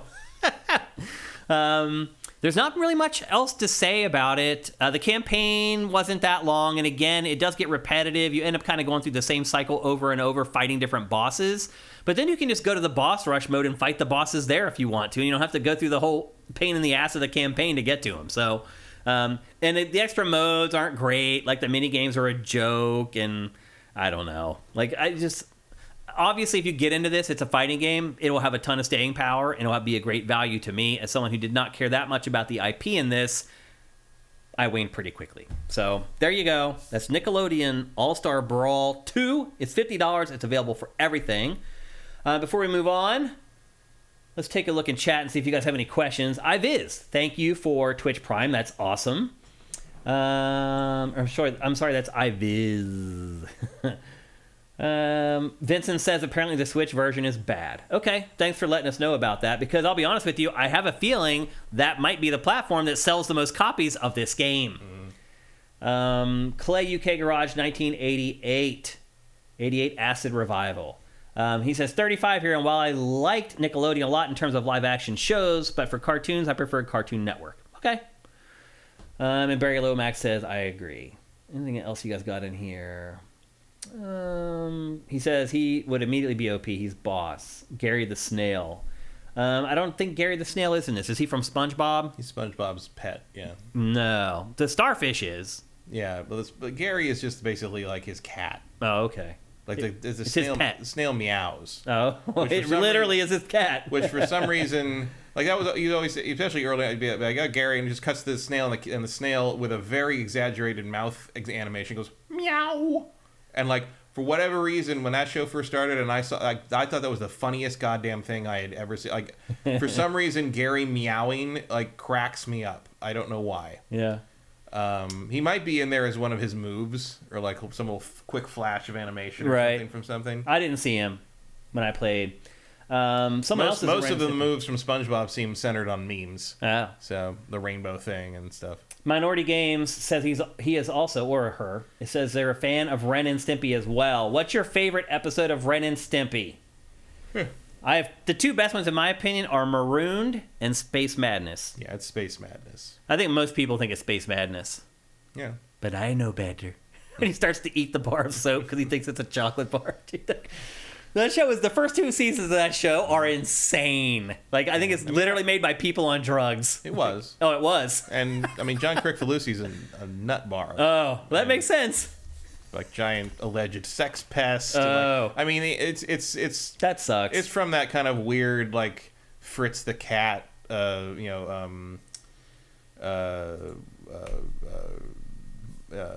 the Cat, you mean? Yeah, no, Fritz the Cat. Fritz the Cat. Ralph Bakshi, the X-rated cartoon. No, I'm not familiar with that. Ralph Bakshi did, The Lord of the Rings, that weird thing was unfinished and nobody really knows what to make of it anymore, with all the rotoscoping, Heavy Traffic, a bunch of stuff like that. But he did famously he did Fritz the Cat, which was an R-rated cartoon cat. Did he do the movie Heavy Metal? The one from the 80s? He was involved in that, Okay. yes. I know that one. But it's a similar kind of thing. Adult cartoons. Yeah. And his stuff was a little more wild, a little more racist a lot of times. Although that night didn't intend them to be, was just sort of the time. Yeah. Like, he uses a lot of stereotypes and tropes, caricatures that we would not use today. Mm-hmm. But he he is a direct influence on Ren and Stimpy without any question. Interesting. That kind of like just Tex Avery meets Complete Gross Out meets I can't believe they just said that. Like that's Bakshi influence for sure. I won't check him out. Once you said racist, I was like, deal breaker. Well, here's the thing: like, it's racist by today's standards, maybe even by then. But also, he grew up around a lot of non-white stuff and thought he was just depicting what was around him. Oh, interesting. Heavy Traffic, in particular, is like that, and so was the other film that Heavy Traffic is kind of I'd say almost a remake or a refinement of. Which I'm not going to say the title of because it is racist too. Oh, but he's a fascinating entry in animation history, and he kind of broke out of a bunch of molds and was like, weirdly got enough funding to have theatrical releases of some things that everyone thought no one would ever get released, and that sort of after the bombing of the Heavy Metal movie. That sort of died out. Not because of him. He wasn't really hugely involved. I don't remember if he was involved in it at all. But he basically ended with when the Lord of the Rings cartoon bombed. Gotcha. And never got to make any follow-ups and stuff. But that is why Saul Zaentz ended up with the rights that still became a problem for New Line almost 25 years later, making the live-action ones. Interesting. And only recently did those rights finally get sold off to Embracer. Huh. Who's now going to sell them, probably? No, they're selling everything. Bakshi's a fascinating character, and technically so is John Kricfalusi, the guy who did Ren and Stimpy. It's from a part of the world of animation that is a little sleazier than Not surprised. Maybe you're used to. And that's saying something, because one thing you will find in all, no matter how squeaky clean Disney, whatever animators, one thing you will find in all of their little notebooks are all the characters they normally draw with their boobs out. Right. That's every single. That's just not a question. That's hilarious. The animators are almost universally horny people. All right. Well, there you go. That's Nickelodeon All-Star Brawl 2. I do not recommend it unless you're a huge fan of all the properties that are included in the roster. All right. Our final topic for today, we're going to talk about a game that was supposed to be in last week's show, and then I pushed it to this week's show because I wanted to be able to play it to talk about it as well. And as it ended up, I only got to play like an hour of it, and that is the Talos Principle II. We're tight on time here, Matt, so we got to keep it light and tight. You've been playing a lot more of this, so maybe you can lead this discussion. The way I've described it is it's a cross between The Witness and Tears of the Kingdom. Is that fair? No. No? Not Tears of the Kingdom. The part that I played, because you have the fans and which is very much like Tears of the Kingdom, and then the whole game is laid out like The Witness. Yeah, but there's no freedom in how you solve the puzzle. Yeah. It's just you're right. Figuring out which beam goes to which thing. Yeah. I would more describe it as The Witness if it wasn't made by a pretentious douchebag. And it's it's obviously a sequel to the Talos Principle, which is a 9-year-old game. Yeah. Which took a while. But I am impressed by it in the sense that it is a massive expansion on what came before. The previous one was a simulation, basically, where you solved a bunch of puzzles to prove to this thing that claimed to be God that you were worthy of being born, basically. And ultimately, you prove that you basically it's a simulation set up by humanity before they died off in a cataclysm apocalypse thing to create artificial life. And the way you determine something is an artificial life or not is you run them through this thing, and if they show enough creativity to succeed at it, they qualify. But what actually happens is not only do they show enough, do your character show enough creativity to succeed, you also show enough free will to not want to be part of the situation. So you rebel, and there's a whole thing. There's a bunch of different endings, but essentially you kind of rebel, overthrow this AI god, and are born as a real robot in the real world. The first of what turns out to be many, because this game takes place centuries, if not thousands of years later. And the character you played in the first game is known as the Founder. And she created 12 more robots like her called the First Companions. And at some point left to go do something, nobody really knows what or why, but left instructions called the goal, create 1,000 people. And you, in this game, are the 1,000th robot. They call you 1K. Okay. And everybody else is around, so you come out and they're like, oh, it's achievement day or completion day, I think. And then this is the ceremony for, they've created you're the 1,000th robot, awesome.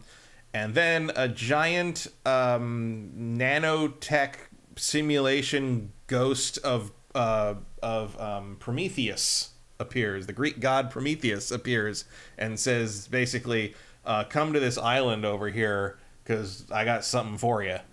And so all the robots are like, I guess we should do that. So, but like basically, and before you do that, you kind of get to walk around the city and learn some things. So basically, there's a whole city here called New Jerusalem, and they have a political system, and there's a mayor, and there's it's an angry robot who fixes everything, and she's just sick of all their shit.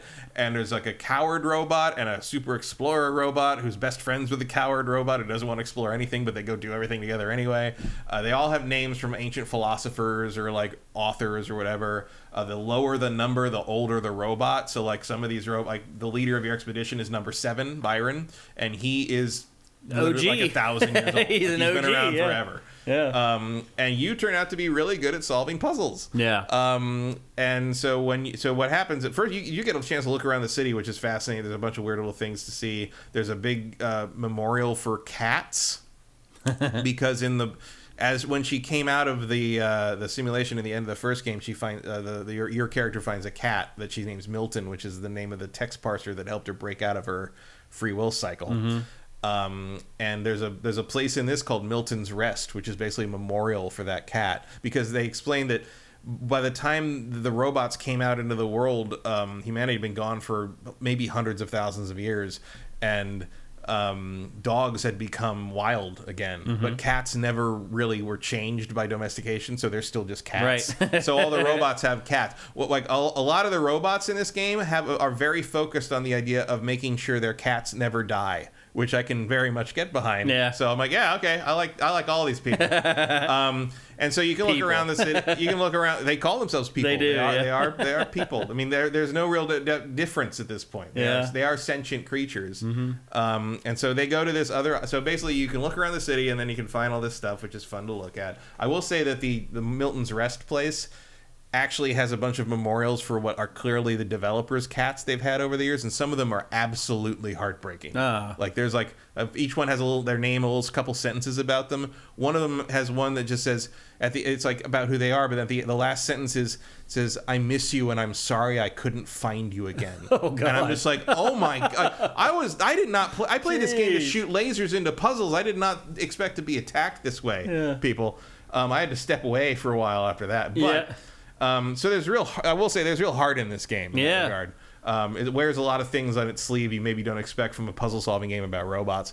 So you get with your kind of core crew of 4 of the robots, you take a VTOL over to this island, and the island is basically the game. Like you go in, you find this giant monolithic mega structure, which is like a giant pyramid, and it becomes very clear that there's 3 areas on each side of the pyramid that you have to solve all the puzzles, and each area activates a laser beam that shoots into the pyramid, solve 3 lasers in that area. It opens a door on the pyramid, you fly in the pyramid, solve puzzles in the pyramid, which lets you get out another side of the pyramid, that then you have to solve those 3 puzzles to open that side of the pyramid again. So basically that's the progression. It's a chain, basically. And every different area has a new item that has the one thing I will say, if you have the game doesn't continue on like what I played, where you're like collecting these puzzle pieces, you use it to unlock the doors, and then you go in that is the first game. That is a recreation of how the first game works. Gotcha. This one is more freeform. The one thing I will say is the interesting thing about this part here, this is still a simulation. This is the simulation that's basically proving you're tangible enough to be born. I'll say this. I felt pretty good solving some of these. Yeah, well, there's the thing.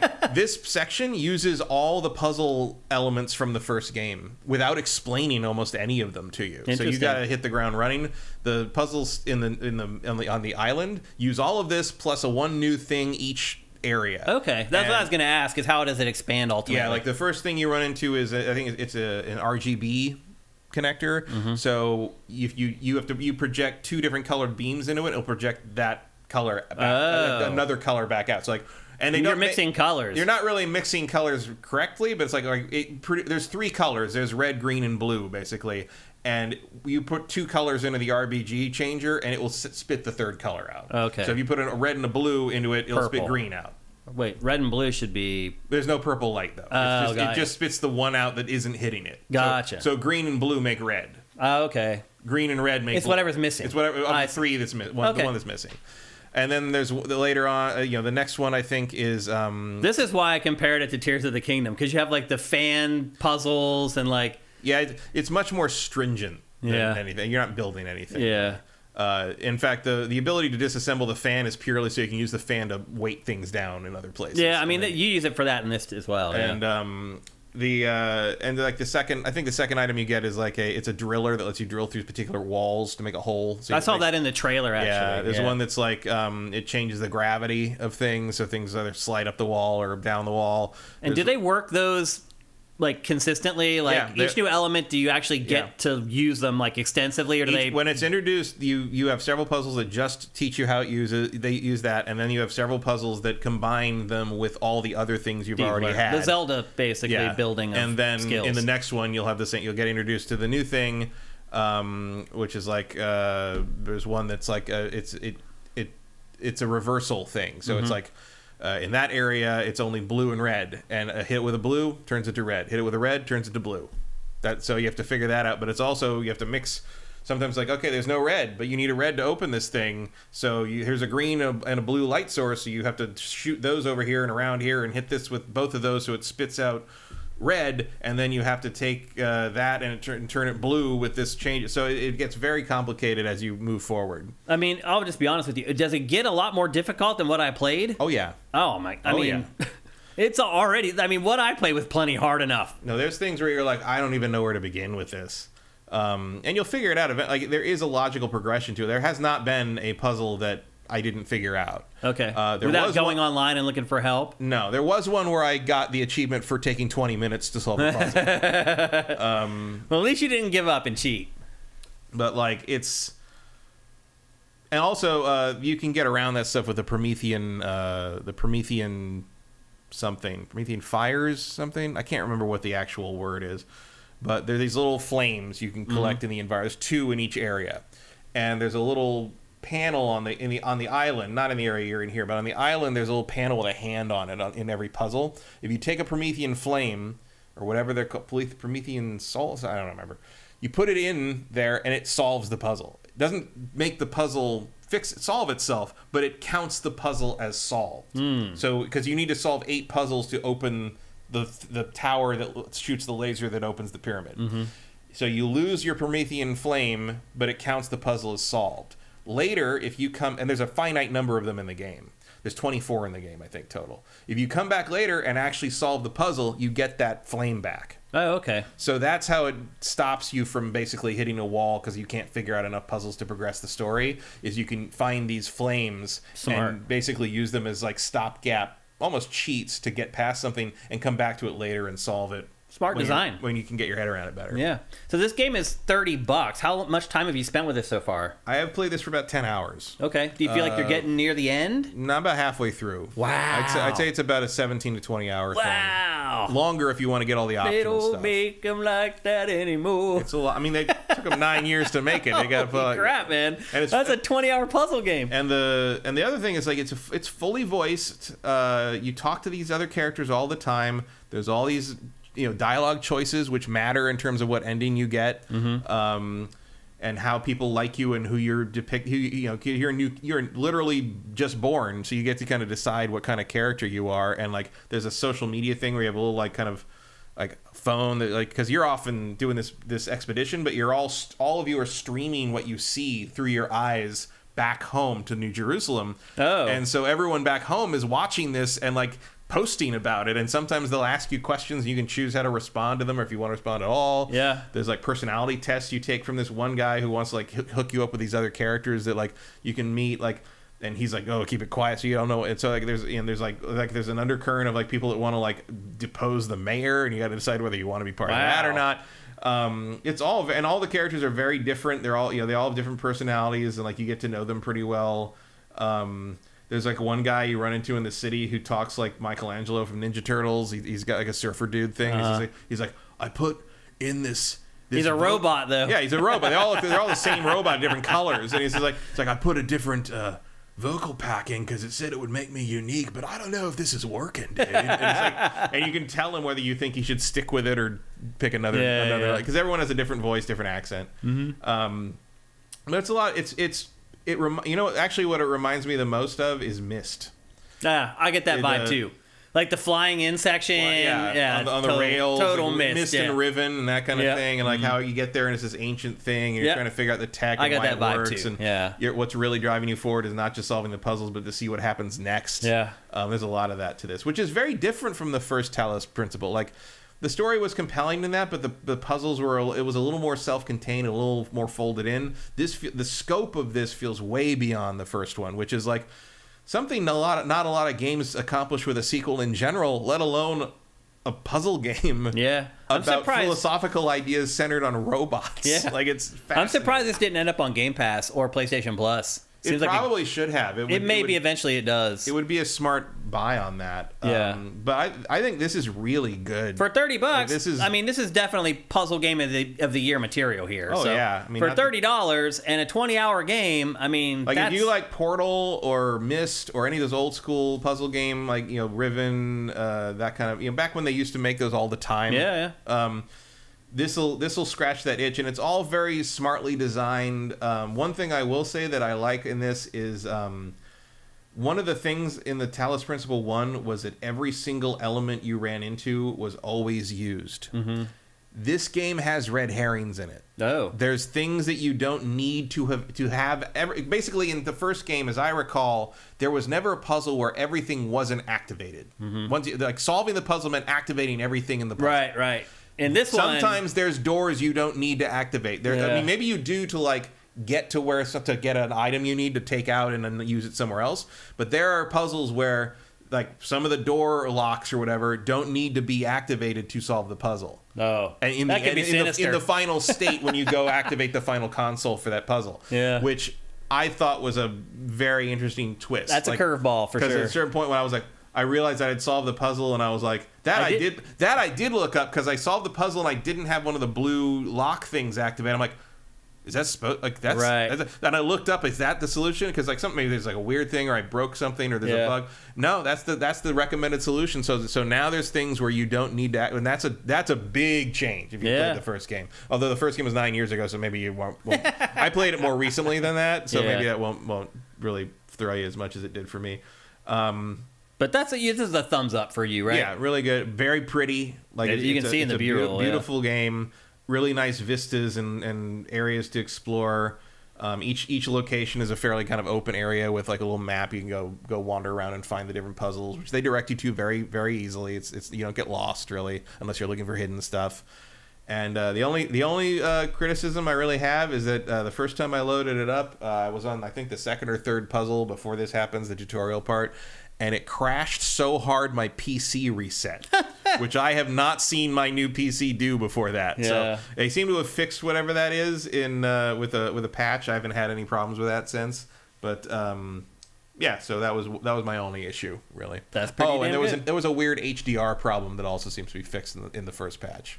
Okay. But otherwise, this is excellent. Yeah. This is really good. I'm going to play more of it, for sure. I wanted to play more before we talked about it today. I just had to play these other games. I didn't have time. So maybe for Game of the Year discussion, I'll play some more because it certainly looks like it's in line for Puzzle Game of the Year. So we'll definitely look into it as we get closer to that. But that's a thumbs up from Matt and GameFace for the Talos Principle II.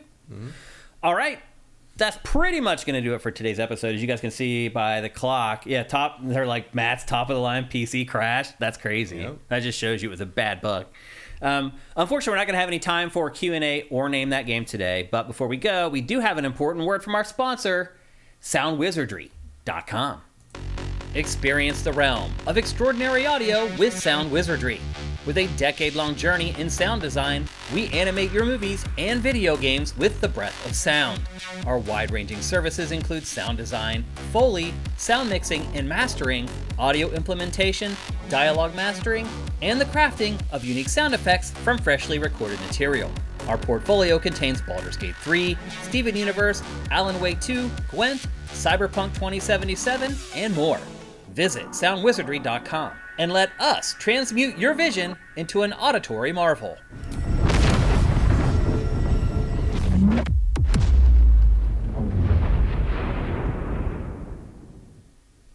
As always, a big thanks to SoundWizardry.com. If you have any sound needs at all, they can do everything. Like, for example, we've had episodes of GameFace where there's, like, static in the background, and he's removed the static and fixed and saved episodes of GameFace. He's done the same thing for Pactor Factor. He can do stuff like that. He can also create audio for some of the biggest games in the industry. Again, head to SoundWizardry.com and hook them up, and they'll hook you up. With that, it's time for us to go. But before we go, I just want to say that we are supported 100% by those generous people who pledge at patreon.com/sifted. I'm sure if you see on YouTube, you see our views there. That's not paying the bills, obviously. So if you really want to support us and make sure that GameFace and Pactor Factor and all the other stuff we do keeps happening, head to patreon.com/sifted and give us a pledge. $4 a month gets you all our content early. $2 a month gets you Pactor Factor early. Just $2 a month, you get Pactor Factor a week early. But at $4, you get everything early, and you really get a break with us. Pactor Factor is a week early if you're a patron. GameFace is 4 days early if you're a patron. So there's a lot of value in pledging for us, our Patreon at patreon.com/sifted. We'd really appreciate it.